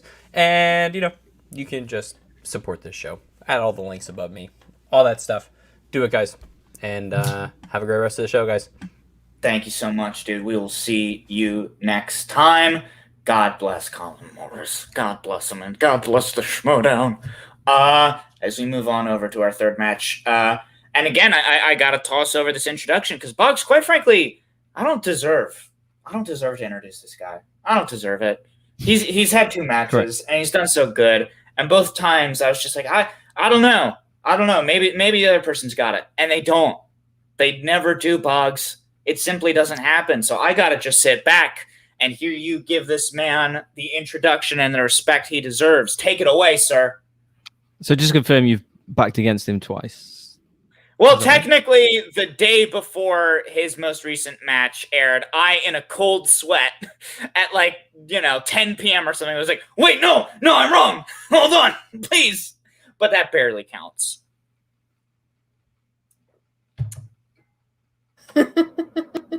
Oh no, Boggs froze. Oh no. Oh, he's just shaking his head at me. Boggs, do you need me to do this? I think you need to do the intro, John. I think I need to do this introduction. Well, ladies and gentlemen, coming off of 2 incredible impressive performances. One of the highly touted rookies of this Finstock Exchange dossier. Everybody make some noise for King Khan. King Khan, how are you doing? I am back. Yeah. Yes, that's right. A returning guest. How you feeling, man? I'm doing great. It's good to be undefeated in the Schmoedown. I know. I mean, look, I wasn't sure if we were going to also get treated to the crown again today. I was like, I don't know. That's just for the matches. That's a special treat. Yeah. You're not here to clown on us that hard, and we do appreciate it. I know I couldn't take it. Yeah. But yeah, man, I mean, obviously coming off of just one incredible win right off the bat, and then going into the second match again against a pre-established player, someone that had a pretty solid rookie season when he first got introduced. What were the nerves like coming into this? Were you doubting Ben Goddard, or were you just that confident in yourself? Where was your mindset? Look, I fully expected to play another rookie in my second match because that's how most of the game. So yeah, but then when I found out I was playing Ben Goddard, I'm like, okay, I'll take the challenge. You know, I wasn't expecting this that quickly, but I've been ready to play anybody since day one. So it's good to get in there. Yeah, and it absolutely showed as I bounced on over to Soul to take on the challenge of breaking down this really solid match. Like, we're talking about right answers all the way down, Soul. Yes, and my first question for you, Khan, is like, you've been waiting for your next match. You won your match. You were kind of on the side, not really on purpose, but you have so many great people in your faction that have been winning and winning and winning that it took a little bit to get to your next match. So how was it having a match again? Oh yeah, it was great. I was just patiently waiting my turn because, you know, there's a lot of people in the league. There's a lot of rookies on the Finstock Exchange who also need another match. So I was happy to wait my turn. And then when I got the email that said I was playing Goddard, I was overjoyed. So let's get into this match. Like, Let's do it, Soul. Let's go. You guys missed me? Yeah, are you sure? Oh, yes, we did. Soul, we missed you so much. You should have seen last week. I stumbled over every other word. It was crazy. I was a mess without you. All right, so great round one. We have both going perfect, but then you have Ben missing the Al Pacino question. So how was it where you're going perfect with your opponent, and you're probably assuming they're going to get the bonus as well, and they miss that bonus? What's the thought process there? Like, you're going out with 1 point, because usually that's not the way it goes when you're coming out of round one. You usually, when you get a perfect round against someone else, if you're coming out +2. You're coming out +1 this time. Yeah, I was fully expecting Goddard to go perfect. And then when we got to the bonus, I'm like, oh, well, it is an older movie that maybe some people haven't heard of, even in the Schmoedown. So I was like, I was hoping he didn't know it. Then when he revealed it was Robert Duvall, I was like, yes, here's my chance to strike. And so I got Al Pacino, and it gave me the ability to spin first, which I also prefer. So you like to spin first. You heard it here, people. Oh no! Oh no! Secrets. Yeah. So that you spin Pixar, you go perfect, man. When you were spinning that, when you got Pixar right away, was that like, yes, this is my slice, or were you thinking about what else was on the wheel and possibly thinking like, we could spin again possibly, but then staying with it? It was similar to my Flickinger match, where if I get something on the first spin that I'm comfortable enough with, that I'm not going to risk opponent's choice, which, you know, we've seen land on the wheel quite a few times this year. So I wasn't going to risk that if I got a good enough category, and Pixar was in the top half. So I just chose to stick with it. So Boggs, I'm going to ask you, watching Khan here, he's gone perfect round one, got the bonus. Now going perfect round two. Thought process watching this match for on King Khan's side. Yeah, first of all, can you see me okay? I keep freezing today. Is everything? Yes. You're good now, for sure. Good. Apologize about that, everyone. But yeah, no, first of all, retiring someone from the league. Yeah, I think that's the first thing to say. TKOing someone. Yeah, coming into this, riding the TKO kind of wave and everything. And yeah, super excited to see against someone slightly more established in terms of how many matches they've played. And then second, where's the crown? Do you still have the crown? We were just talking about. I did mention it, or maybe the internet issue, but yeah, I only use that for matches. So okay. You have to wait till the next time I play. Yeah, exactly. Or save it. Yeah. Okay, cool. It's funny that you and Gucci have got one. So yeah, he's not here to beat us up, which is important and good. I think we really. Yeah, save it, special occasions. But yeah, and then you see, getting the first blood there, I thought it was super interesting. And just to confirm, have you up until this point? I don't believe you've missed a question. Is that right? I missed in the Flickinger match, but this was the first time I went perfect. Yeah, super interesting. And then sticking on, obviously Pixar. We know. I think I've spotted that a few people kind of under early 20s are like super good at Pixar. Well, I remember as well, last time you were on, we were talking about animated features, generally speaking. Like, I'm a big animation guy, and that was something I remember being like, heck yeah. King Khan, also similarly big fan of animated flicks. So I was just like, when I saw that come up for you, I was like, oh, it's done. Yeah, with, I think, like, Chance and Ayama, they're really good at Pixar as well. I think, it's really, it's due to my upbringing mostly, because my parents mainly just showed me animated movies growing up. And I am on the younger side. So it was a lot of Pixar, a lot of Disney. So that's kind of where the strength as well. Your promo, I wanted to talk because you seem like you're on your lunch break or something. Like you're in a corridor on your show. Yeah. So a little like you're whispering like. So yeah, apologies for the low audio, but it was kind of last minute. Nerd Chronic literally messaged me and said, I need you to send me a promo like in the next half an hour. And I was like, well, I'm at work, but I'll try and shoot something really quick. So I literally just took my lunch break. And send it. It was kind of last minute. I feel like I have to do that for this show sometimes where I'm like, hey gang, I gotta get off my lunch break. Hold on. That match was good. You work in real estate, right? Did I remember that? Yes. Yeah. So you're probably like showing somewhere around the house and like, hold on, just 1 second. I just need to go to the back. One second. Let me go to the back room and You guys keep looking at the house. If you have any questions, let me know. Okay. But staying with round 2, Goddard spinning that dreaded opponent's choice. We've gotten a lot of opponent's choice this week. And what was the thought process of picking movie release dates for him? I mean, we've seen this year movie release dates trip up the best competitors in that category, such as Ben Bateman or even Paul Oyama. He thought like that would be easy for him when he played Ethan, and then it seemed to trip him up. So I thought if I can get Ben to land on an opponent's choice, this is a good category to give him. And, I expected him to get some of them, but I expected also him to slip up a few times, which he did, and I took advantage.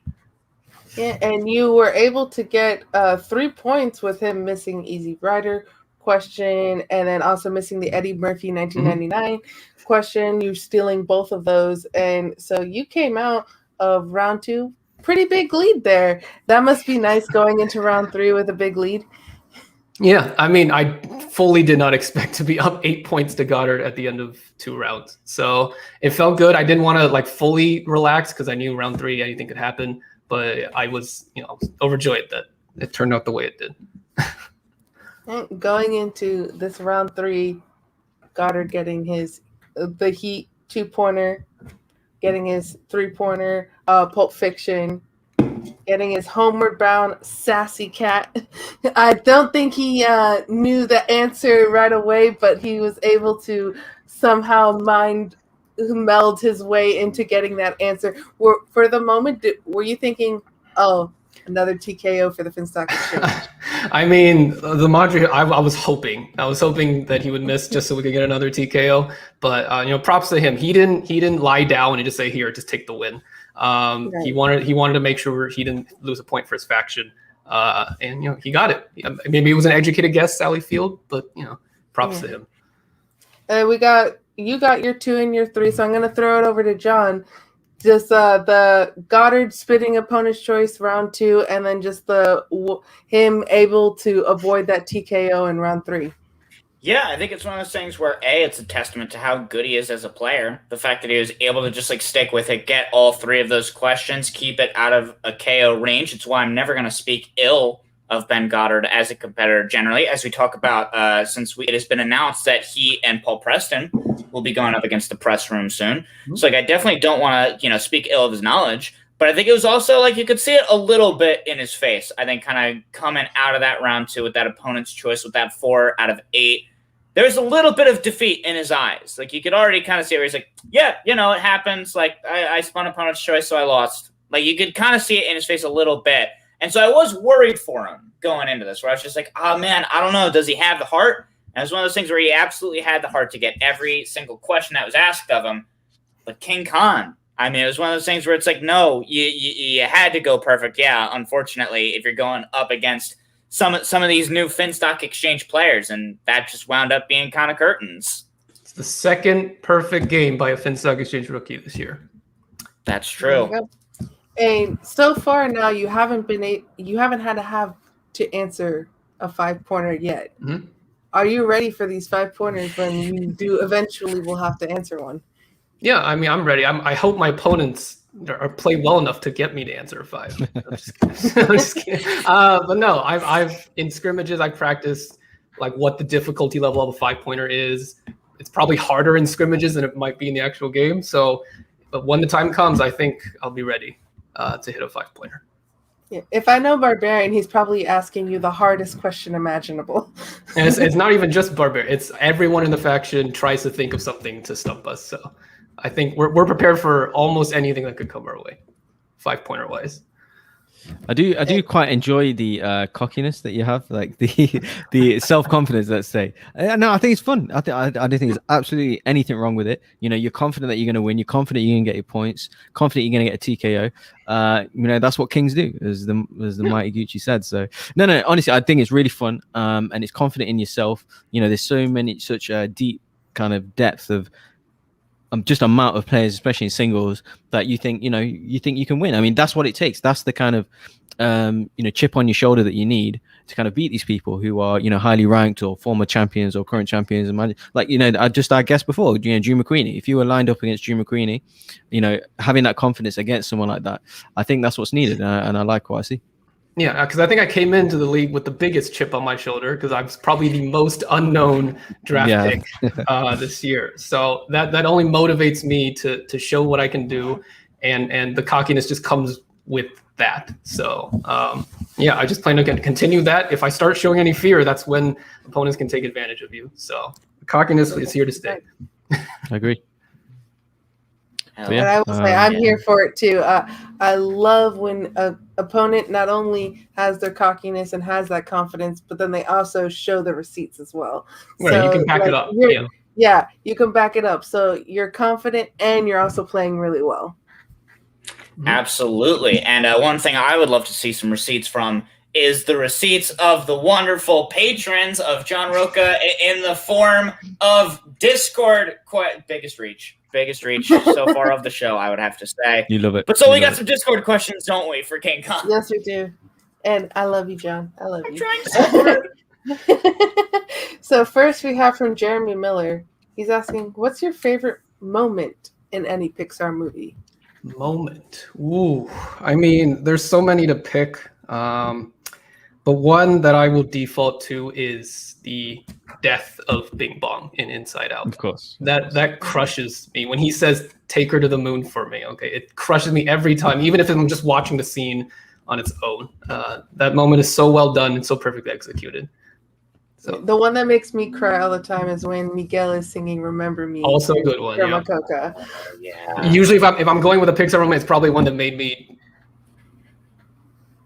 just break. Yeah. Oh. Just say that again, Con. You just froze a second. I think if you're doing if you're picking a best Pixar moment, a lot of them are ones that get people choked up. Yes. So, like when the old lady like when she stumbles. Yeah. Like that. That's awesome. That's why I go the 180. I go the Buzz versus Buzz fight from Toy Story 2. Also good. If you want to go a lot more lighthearted, yeah, it's also good. And then we have here from Justin T going, what is one movie that you love that you find yourself quoting the most? Ooh. It might also be. It's probably also. It's a lot of Pixar movies because I watched them a lot. But I'll say The Princess Bride. I can almost quote that movie front to back because I've seen it so many times. It's a fun watch no matter what mood I'm in. So I've learned to see. a line for line. So there you go. Oh, I think my gosh. roommate in college could also quote that line for line because every time I came into the dorm room, she was watching Princess Bride. it's an all-timer. Oh, man. And our last question we have here from Gift Taylor: what's your guilty movie pleasure? There's not a ton because most of the times I acknowledge that bad movies are bad. But something recently was Serenity. I've seen that more than once. Yeah. It's Serenity with Matthew McConaughey and Anne Hathaway. It's so terrible, but I could not like stop laughing when I was watching it. Because if you know what the twist is in Serenity, it's baffling that this actually became a movie. That's like me in the movie God's Not Dead. Oh my God. All-time awful, great, awful movie watch. It's super Christian, Kevin Sorbo. It's a train wreck. If you want an awful movie to watch where you're going to laugh the entire time, it's a Canadian film called Jesus Christ Vampire Hunter.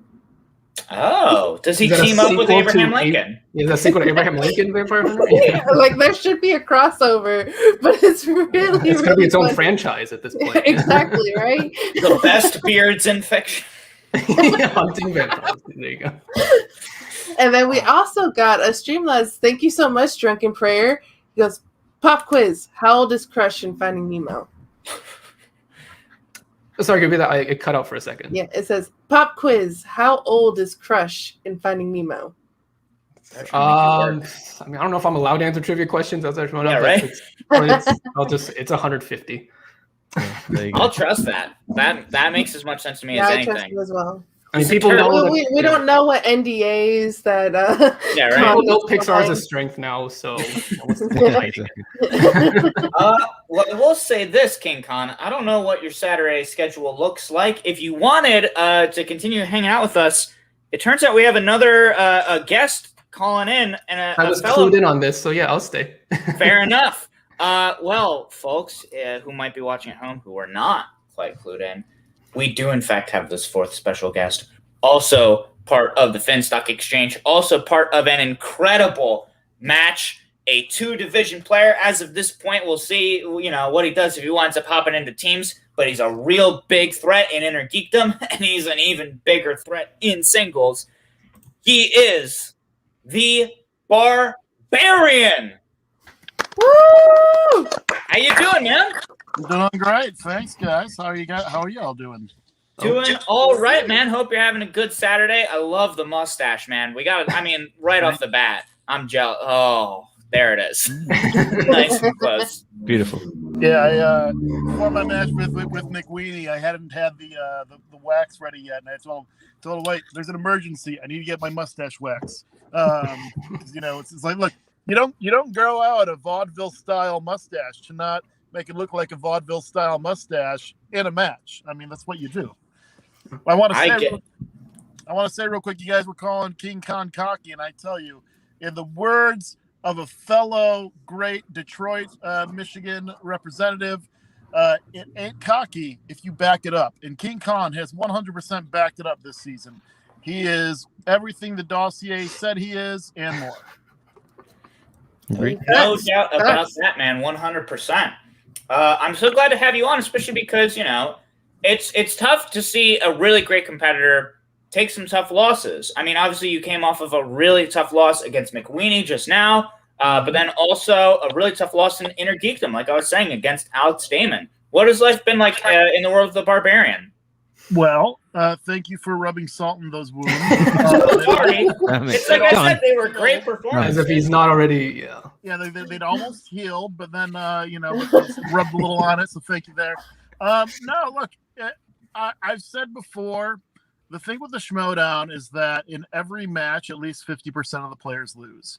And the Schmoedown is filled with very talented, very passionate players who put a lot of work into it. And so every match, someone loses who's put a ton of, work and energy and passion into this. So unfortunately, this season, the 2 matches that I have played thus far, have ended up in losses for me.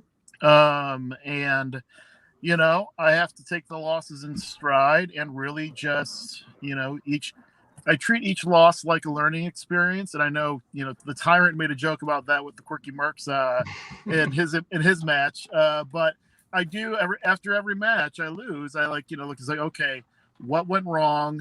What do I do to improve it, to not lose based on that in the next match? And so, look, there's clearly been a lot of talk about what happened in my match against McWeeny. And the one thing I'll say is, getting to that 5-pointer, and, it's easy to answer questions that you know the answers to. And that 5-pointer was a question that I didn't know the answer to, and I still almost answered it correctly because it was that I was I had 2 answers in my head that I was debating on. One of them was Newsies, but I had decided that one was probably in the 1980s because I knew that Christian Bale was a child actor in the 1980s, 1987's Empire of the Sun, and so I assumed that Newsies was also in the 80s because I thought that he was a child actor in the film. And then, of course, you come to 1994 and he's already playing, young adult Laurie in Little Woman. So it's like, there's a very small window there where he could have been a child actor in the 90s, and 1992, boom, right there. So, while the loss was very difficult, I at least now have, coming out of the match, I'm able to take away from it, improve a need to improve on choosing my answers for questions that I don't know the answers to. And it's also highlighted for me that in that genre of musicals that clearly I had not done enough work. And so now going into the tournament, I will have done enough work on musicals so that if I get any 5-pointer in musicals, I'll get it right.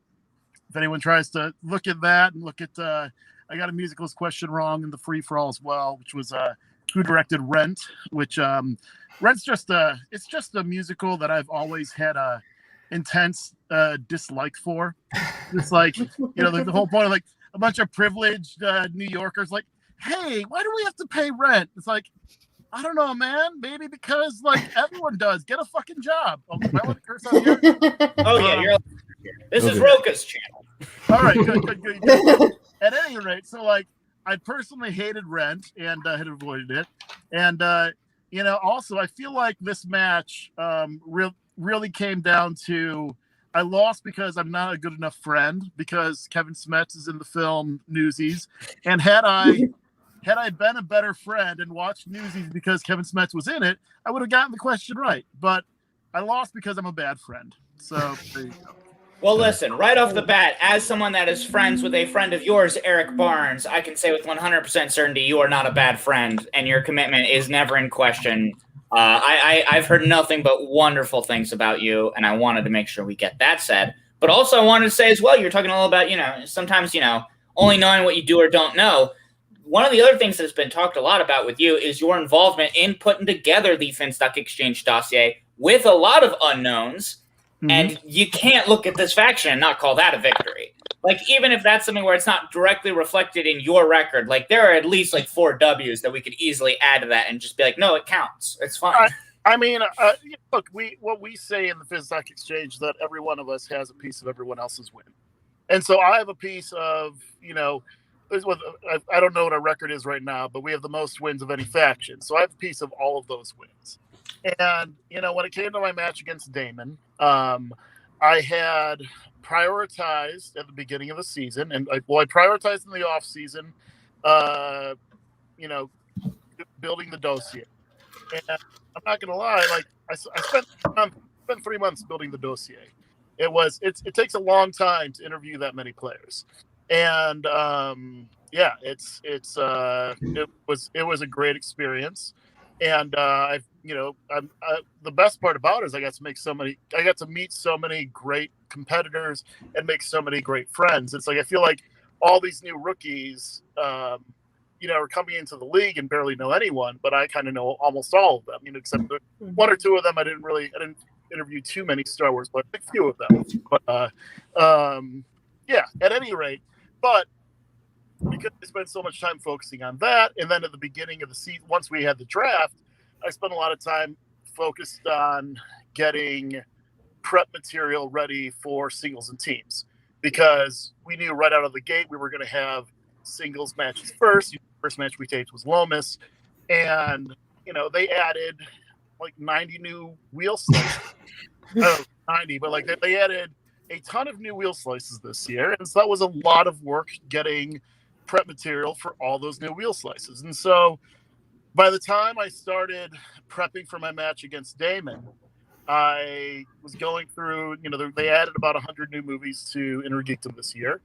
And I had, while I was prepping, I realized, like, if I had an extra month, I would be able to get all the prep in that I had wanted to get to be perfect. And, so I was looking at it, like, if prep I'm doing is enough to get by Damon, I'd have enough time to, be perfect for Kalinowski. But, it just wasn't in the cards. I had some, that match, he had some good fortune in landing on Star Wars, and I had the misfortune of getting questions I didn't know the answers to. And, there were some things that I don't much that match, because there were some things that I chose to do that had kind of downstream impacts during the match that I've learned from to make sure future matches that I make myself more comfortable. One thing I'll say, if you go back and watch that match, I'm standing that entire match.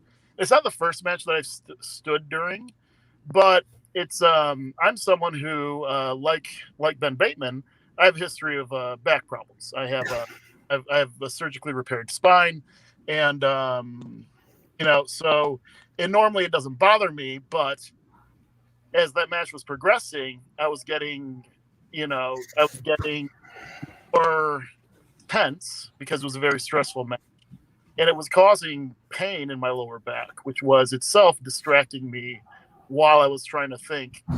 Now, I can't say whether or not I would have come to the correct answer for some of the questions that I missed had I not been in pain, but I have since then made sure that I'm as comfortable as possible in my matches after that, so that I won't have to worry about, So again, when I talk about learning experiences, it's like each of these losses is making me a stronger competitor because I am learning things to do and to not to do. So there we go. Absolutely, and that's all life is at the end of the day. I think that's great insight. I think that's super important context. And yeah, I think it just reiterates what a strong presence you are in this game and how much you have continuously still to give, man. I'm super excited for you, and to see what comes next, particularly if that does wind up being in the singles tournament. Boggs, I want to bounce it on over to you, man. Yeah, just to reiterate maybe something that you mentioned before. We did have Drew on at the start of the show, Barbarian, about talking about the challenge issue. I don't know how much you want to talk about it, if you want to comment on anything, because there is a divide in, some after shows, people, the community, whatever, different opinions on it. Just thought we'll give you your chance to say anything if you would like. Sure. I'll speak briefly on it because I don't want to. Mm-hmm. It was an unfortunate confluence of circumstances. In that, when you're in the moment, it's impossible to know exactly how much time has passed. I was sitting there, I felt like 3 seconds had passed. Sam and Drew felt like 1 second had passed. And, so I, when I rewatched the match, I went and timed it, and I came at like 1.7 or 1.8 seconds. So it was a shorter amount of time than I had perceived, and longer than they had perceived. But it's also like, we don't have instant replay to know in the moment. We have, the production, it would cause significant disruption in the production to try to actually get the exact point. So, I honestly, clearly in hindsight, I wish I would have won the match. So I don't know how many people have spoken about Bobby Gucci, and just happening to not. The funny thing is, Khan and I taped our matches the same day, and so he was first. If my match had been first, Gucci would have been there, but because Khan's match was first, he was there for Khan's match. Then an emergency happened. I don't want to get too much into that, but life happens. We have emergencies. An emergency happened. He had to deal with it, and because we had chosen as a faction to do an all rookie draft or almost all rookie draft, there were only 2 other veterans on the team, and I was part of that decision. So the 2 other veterans weren't available in this last minute notice. So because of that, I only had rookies to choose from in terms of my manager. So the person that I've known the longest on the team is Ty Lieberman. He and I have been friends for about 16 years.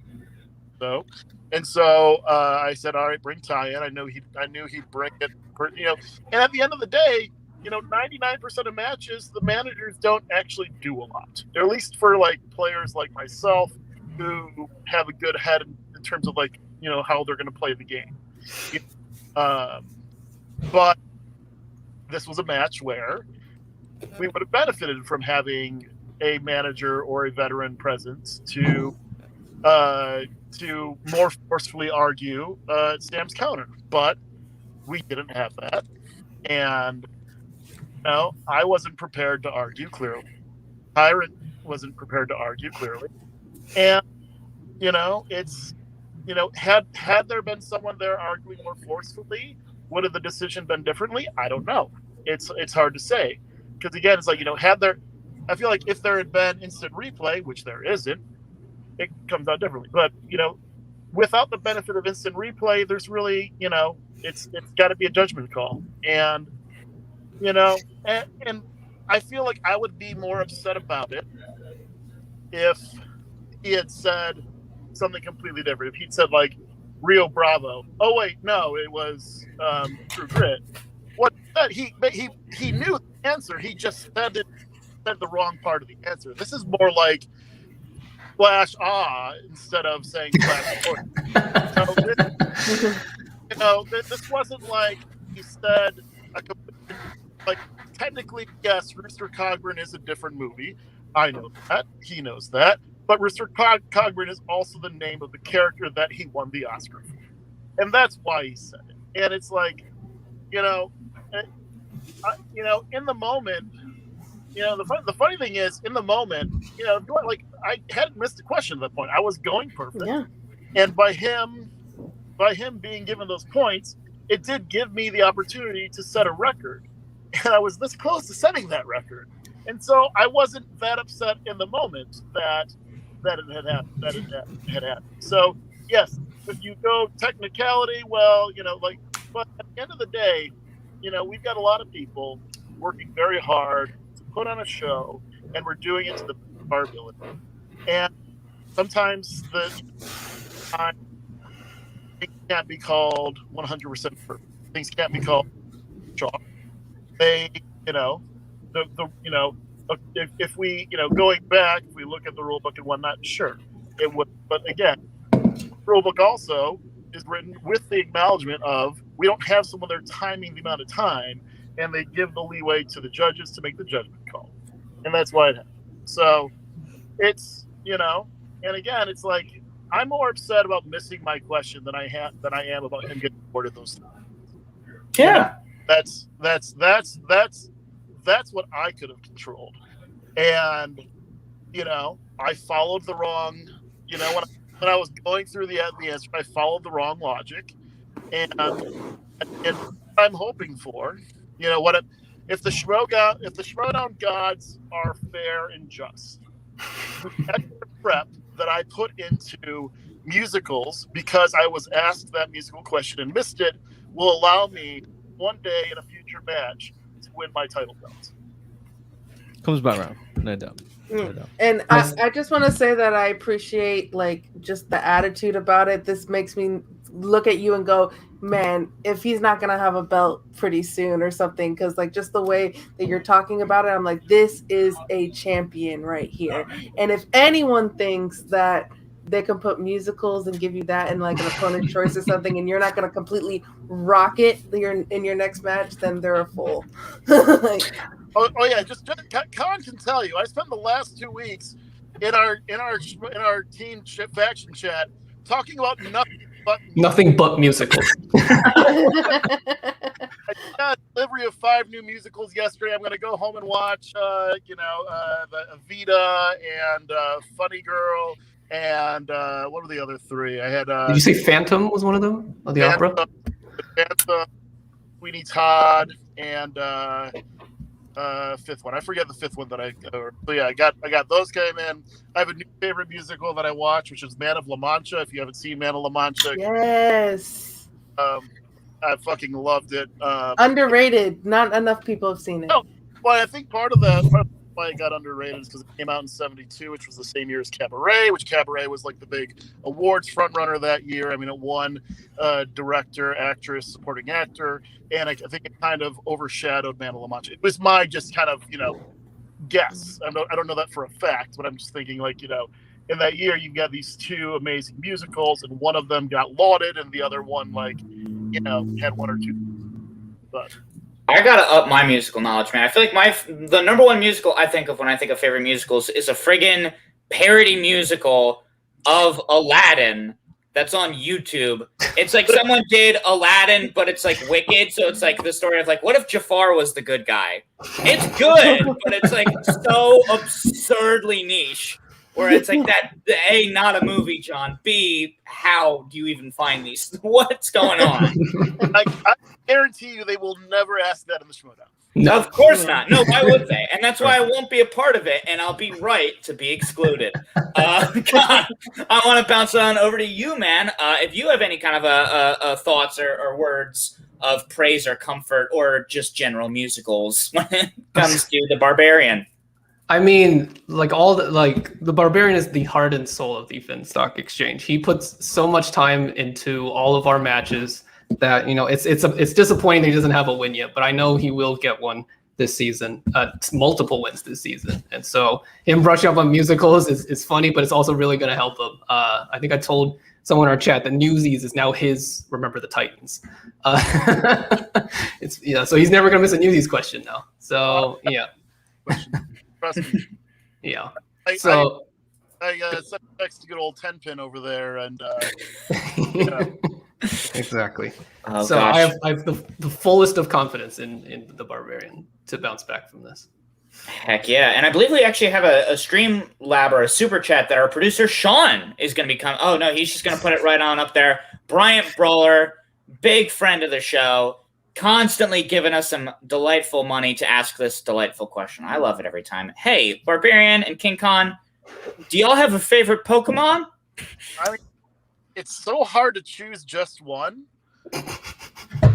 Like, Psyduck is like my spirit animal, but like if I'm playing Smash Brothers, I'm definitely doing Jigglypuff all the way. If you've never played an all Jigglypuff Smash Brothers match, you have not done Smash Brothers correctly. There you go.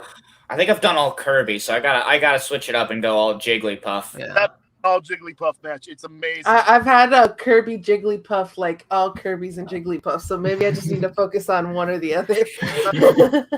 All Jigglypuff match, it's just kind of jiggly. Like, That doesn't get annoying. Yeah. it's like everyone's just gonna be cracking up laughing by the time the match is over. Yeah. I'm also a big Blastoise fan, and I got a little soft spot for Poliwhirl. I like my water-based Pokemon. Oh, I'll send this to you over like Twitter or something, but they're doing some Pokemon game where they're putting the Pokemon in outfits, and there's a picture of Blastoise in like a little suit and like one of those little like kind of like little straw hats where it's got kind of like the flat top. Oh, it's so good. I'd love to see Blastoise in a tuxedo.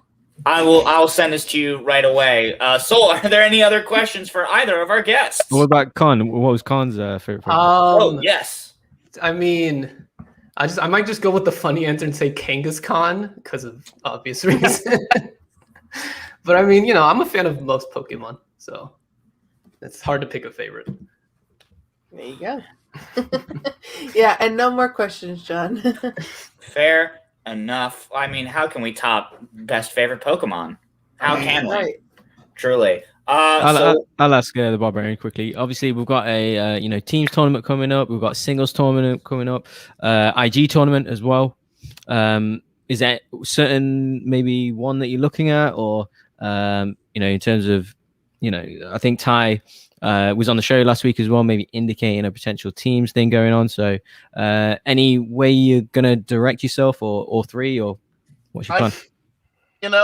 Here's the thing. If this were non-faction, if this were just like, a tournament's happening, who wants to be in these tournaments, I would love to be in all three of these tournaments. I think I could win all three of these tournaments. But, I'm part of a faction, and not only am I part of the faction, I'm part of the best faction in the Schmoedown, filled with the best players in the Schmoedown. And we have multiple qualified entrants in all of these tournaments. So it's hard to say who's going to be in which one. I can guarantee you that I will not be in the Star Wars tournament. Yes. Fair. Again, I have no idea who we're picking for that. Yeah. It's a complete mystery. Yeah. But we'll see which tournaments I will be in. I love playing in the Schmoedown. I love playing in all these divisions. I'm a little upset that I haven't had a chance to play in a teams match yet, so I'd love to debut in a teams tournament and just win the whole thing. But we'll see what happens, Interesting times. We'll have to wait and see. I'm just ready for whatever team name is going to be with whatever team Barbarian is on. I'm excited for that. Absolutely. But whatever, I think Elvis will get to pick the team name for whatever that will be. Yeah. As it should be. Fair enough. Well, I think that's about all we have it for you two wonderful gentlemen. Aside from just thanking you so much for spending any amount of your Saturdays with us, I'm going to start over with King Khan, partially because, I think we got to update your Twitter here. Just in the comments, I think we're not plugging quite at the right place, but also, It's all good. just, again, give you your little platform. If you've got anything you want to say when it comes to League, any other competitors, any other general words to have, leading right into plugs, man. The floor is completely yours. Yeah, who do you want next as well, Con? Oh, sure. Well, I'm 2-0 now in the Schmoedown, and people are still going to doubt me because of Goddard got opponent's choice. So to those who want to keep doubting me, that's just more motivation to prove you're wrong the next time. So anybody they put me up against, I am happy to take on. I'm happy to accept the challenge. And that's my whole spiel. And you find me on Twitter at the King Khan. There we go. The King Khan. Thank you so much, man, for spending your Saturday with us. We hope you have a lovely rest of your day, man. No problem. Thank you guys for having me again. Of course. Anytime, truly. And likewise, Barbarian, thank you so much for hopping in for a surprise appearance. It was really a lovely surprise for me. I didn't find out until we started taping, and it made me very happy. So any final words you have to say, as well as also plugs, the floor is now yours. I mean, look, first thing I'll say is I do want to give a hearty congratulations to Drew McWeeny, the Godfather, for winning the match against me. I hope that I get a rematch soon. Maybe the rematch against him at pay-per-view. I mean, who wouldn't want to see that rematch in a pay-per-view? But I am, you can find me at Barbarian Craig on Twitter. And I'm not as active on Instagram anymore, but at CF Gagne on Instagram. The C is in Craig, F is in Frank, and then Gaynier, as in the word Gagne, as in the French for the French word for winning, because that's all I do is win. Except not yet this, but yeah, maybe I don't know. We'll figure something out with that. But yeah, man. Thanks for having me on, and I'll definitely be, I'm working hard, getting myself ready for whichever tournament or tournaments I'm in, and helping make sure that the rest of the exchange is ready for that as well. Hell yeah, man. And hopefully I did just send everybody here in this Streamlab right now a picture of Blastoise in a little suit. So hopefully that makes everybody's Saturday Best a little bit contribution better. of the day. And there Thank go. you so much. I have to agree. Y'all have a lovely rest of your night, Barbarian and King Khan. Thank you so much. And we'll see you next time. Take care. Thanks, guys. Thanks, guys. Yeah. See ya. Oh, man. Wow. I mean, what a stacked, incredible show that we've had already. And of course, I do have to give a quick plug to @JohnBarTweets just so everyone can go see Blastoise in a little tiny suit. But we're, of course, not done here just yet with this show, folks, because we have 5 matches coming up. That, oh, man. Damn. I was just telling Boggs, this might be the toughest slate of matches we've had Yeah, in it is quite super some time as we welcome back our producer, Sean, to talk about this. Starting with, in my mind, what has been the toughest for me to try and pick a winner for, the Outsiders versus the Press Room. This one has been intense for me because obviously right now Josh Horowitz is on a tear. Josh Horowitz is looking real scary, and anybody who thinks Perry can't beat anybody any day, like, you're a fool. It can happen to you so quickly. But at the same time, I'm looking at Paul Preston, I'm looking at Ben Goddard, 2 people that are definitely good at movie trivia, and 2 people that keep getting losses. And in my mind, I'm a writer. I'm thinking about the story. I'm just like, all right, when do these 2 reach their breaking point, and when do they snap? And I feel like, especially since right now they're both kind of on similar trajectories, this kind of seems like it'd be the match to do it. So I think I'm going to edge it to the Outsiders. Like, it's a tough one, but I'm edging it to Outsiders. Soul, who do you have winning? So for me, this is neck and neck. It's so hard to choose. And so I'm going with who makes me laugh more, who entertains me more, and that is Kate Mulligan. And so I'm going the Outsiders as well.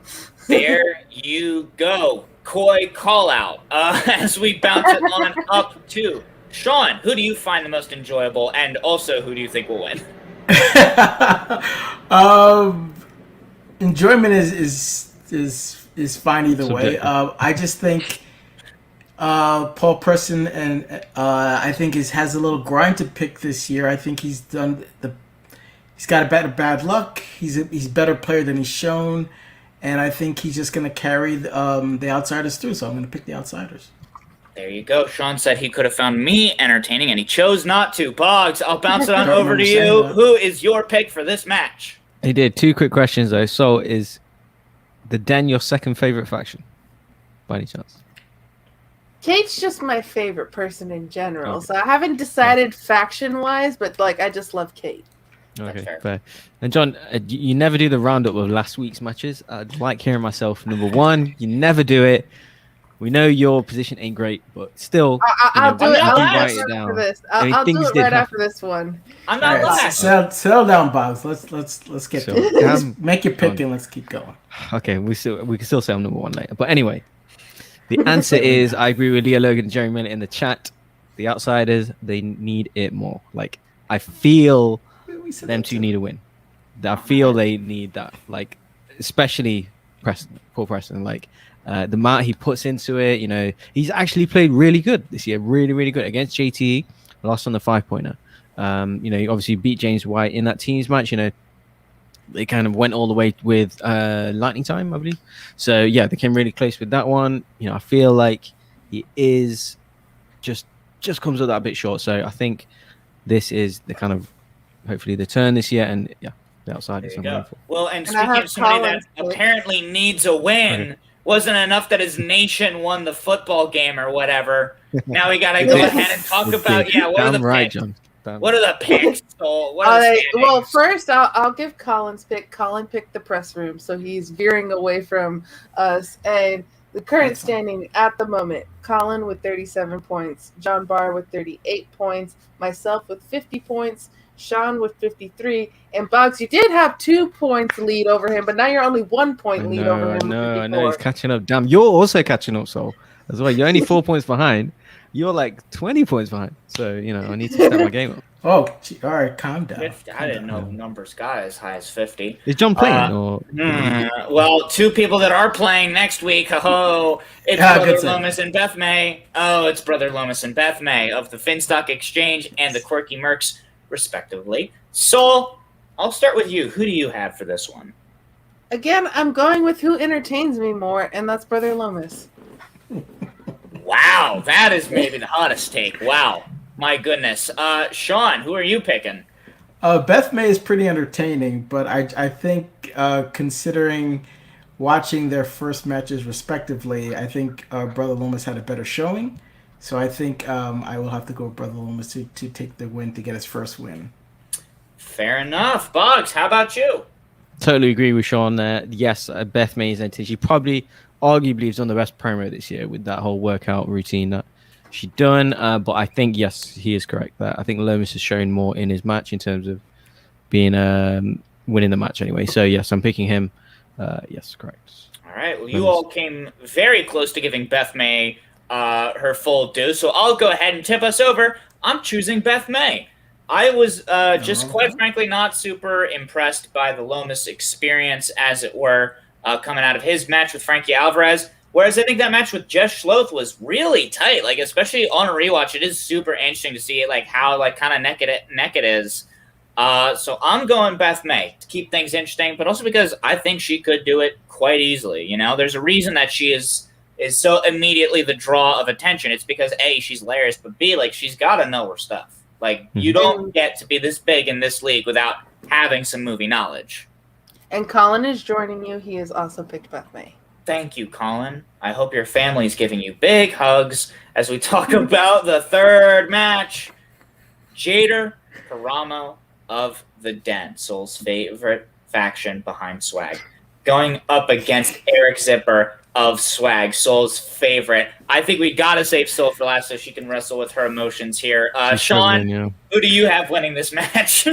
This is actually a tough one too. Yeah. This is probably the second toughest match to pick, and we'll get to the toughest one in a little bit. I still don't know. I'm just gonna Zipper. But I don't have. I'm not 100% sure about it. But that's what came out of my mouth, so I'm going with it. Zipper. There you go. That's a fair pick. Bugs, what pick is yours? Yeah, so I agree that all three Friday matches are 50-50s, are like coin flips, basically. But I am also agreeing with Leo Logan in the chat here. 3 times I've agreed with him now. Jada. I'm going with Jada. So I just really think Jada can break into where we differ. Break into a top tier, top half player, like top 20 maybe. He just needs that look, and I'm going for him. Yeah, I mean, Jader is a really strong competitor. His recent match against Janine was real good, and I want to make sure I give him his due because he's definitely a strong competitor. But I think I got to edge it to Eric Zipper. One of the things that I'm thinking about the most when I'm thinking about this match is Zipper's match against Paul Preston, where like that was a really strong match. Like both of them were playing great. I think all of us were kind of thinking maybe Paul Preston just because we hadn't seen as much from Eric in singles. But Zipper has been getting consistently better and better every single year. Obviously, his match for Stacey Howard was a standout match, and that was in singles. And yeah, I think this seems like the kind of match where the conditions are perfect, where it's like it's going to come down to day of. And I think this is the kind of match that Eric Zipper has really been prepping for. So I'm going Zipper. How about you, Soul? So first I'll give Colin's pick. Colin also picked Eric Zipper. Now this is very hard for me because do I go swag, drip, drip, or do I go Miami? Tough. Because Jader is here in the same city as me, 305. Let's go.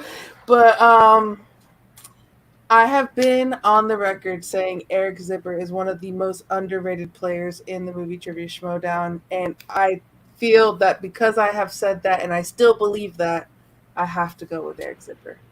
That's fair. That was not nearly as I see Drunken Prayer in the chat. I wonder who Soul picked. Hey, Soul gave great reasoning. Soul, I know. At least do the. You're thinking about you're taking this seriously, Soul. Yes, Let it never. See, this is why we needed you, Soul. This is why we needed you. And we have 2 other big teams matches to talk about. Boggs, what's up, real quick? No, just tell Soul. I want to hear swag, drip, drip. That's all. Swag, drip, drip. There it is. Carry on. We carry on into another swag match. As it turns out, oh man, final exam. Paulo Yama and Lon Harris going up against Rushmore, John the Outlaw Roca, and JTE. Boggs, I'll start with your pick for this. Who do you have? What's Leo Logan saying? I have no clue. Yeah. Honestly, Hold on. Rigged. It's a complete coin flip. So you can flip a coin. I'm gonna say. He says Rushmore. He says Rushmore. Leo says Rushmore. Because he's got a good point as well. It comes down to Lon. Really, I think he's the X factor in the match. But I think I'm gonna go Final Exam. I don't know. I just think maybe. I don't know. I just think he almost locked in at the moment. Lon's coming off, that. He did come off a loss against Chance, but he played. He did TK'd, but I don't know. I just coin flip. I'll just go Final Exam. Fair enough. Hey, Leo, Boggs may have forsaken you, but I haven't. I agree. I think Rushmore. I think it's going to be a close one. I think it's not necessarily fair to give Lon all of the pressure on that. I definitely have seen Paul deliver some great performances this year. I still count him amongst one of my favorites. But then I also look at his, Ethan Irwin match where it's a super tough match against a super seasoned competitor. And ultimately, maybe it was just that amount of just like extra time in the league that kind of gave Irwin the edge. We're talking about, two super seasoned competitors here in John Roca and JTE. Like, it's going to be a tight match. Don't get it twisted. But I got to go with Rushmore. I got to go with the Finstock family, or more so, the Outlaw Nation family. Soul, who do you and also Colin have? All right, so Colin has Rushmore. There's also apparently something going on outside, so I apologize for that. It's beginning to film the Shrek Fast and Furious movie we were talking about. See, it depends on what you pick, so if they're coming to get you. Can they both win? No. that's my biggest question is, can they both win? Does it say anything? Hold on, let me pull the rule book back up. No ties in the Schmoedown. No ties. Hard week for Swag. This is a hard week for Swag. This is a hard week for me because I just want, like, a lot of these matches, I just want both teams to win. So, going Final Exam. Sorry, Roca. Oh, interesting. I don't think you're going to say that. Wow. And give me a swag drip drip. So come on. Swag drip drip. Boggs never likes it when I say it. I know I call it, but it's better when she does it. Yeah, whatever. She actually, she had. No, I said okay. Sean. This is also a tough match. Not the toughest match. That's the last one. But I think this is also a tough one. I think Logan had it right. Lon is the X factor. Prayer says I'm fired. Not really, but it's not a good look. But it's fine. I think Lon is the factor. If he has like a perfect first round, Rushmore's in trouble because I think Paul is gonna bring his A game every game. Lon's the X factor. So, but I still gonna go with Rushmore because I think the combination of JT and Roca. JT's been knocking it out of the park, and that McMuffin thing with Kate was hilarious. So I'm just going to go with Rushmore. Fair enough. Sean is a fan of his McMuffins. As we move on to the final match, the one that Sean has called the toughest, and he's not necessarily wrong, gang. We have Deception of Corruption, the team of Marisol McKee and Adam Collins going up against Lightning Time, which is Liz Shannon Miller and the aforementioned Ethan Irwin. And unfortunately, based on my math, I have to give a pick on this one first, which, but John, why'd you do this to John? I'm gonna edge it to Deception. I think right now Adam Collins is the player that scares me the most, partially because there's still so much more we have to learn about the dude. And also Marisol McKee, like if there's any time to not be going up against Marisol McKee, it's right now. This is like the number one time you don't want to see Marisol, and you don't even necessarily want to see her most of the other time. She's scary good. Like I think the team of Deception just scares me a little bit more than Ethan Irwin and Liz Shannon Miller, and I'm constantly a man who votes out of fear. So I'm going with Deception. Soul, who do you have? I'm also going with Deception because they almost beat Dan and Ben. And they were literally almost this close, and I need to give them their due because I did not vote for them last time, even though they didn't win, so I'm voting for them this time. There you go. Fair enough. Sean, also, what did Colin put? Oh, Colin put lightning time. Who cares? Sean, who is yours? Oh my God. I mean, you I'm guys allowed to say that now that I'm 1 point above him in the rankings. Now that I'm such a high pedestal. There's going to be a lot of movement going on between the top and the bottom because me and Boggs have differed so much and me and Solo different. So there could be some movement going on. Maybe Sean will go down, Boggs, right? I could win still. You guys don't know. Oh, unless like we're all on 2 or 3 each, that kind of thing. Well, yeah, I'll be top all season, so I mean it's about time. That's not true. You guys make good points about deception, so I'm going to agree with it and go with deception. But again, I'm not as 100% confident about this. You bottled it, Sean. I didn't. Go ahead. Well, we'll have to follow up on that next week as we bid adieu to Sean, as we all think about who's going to get got. I could easily be winning. I could easily get 30 points this week, right? All the matches 3 points up time this week. No, but we need to know Boggs' pick. Yeah, what's Boggs' pick? Wait, no, we did it. No. Oh, we didn't. Oh, fuck. Not on this one. I know Leah Logan gave it, and I'm going to actually agree with Leah Logan again. Yeah, like, I think I was thinking about it all show. Oh, who's going to win that?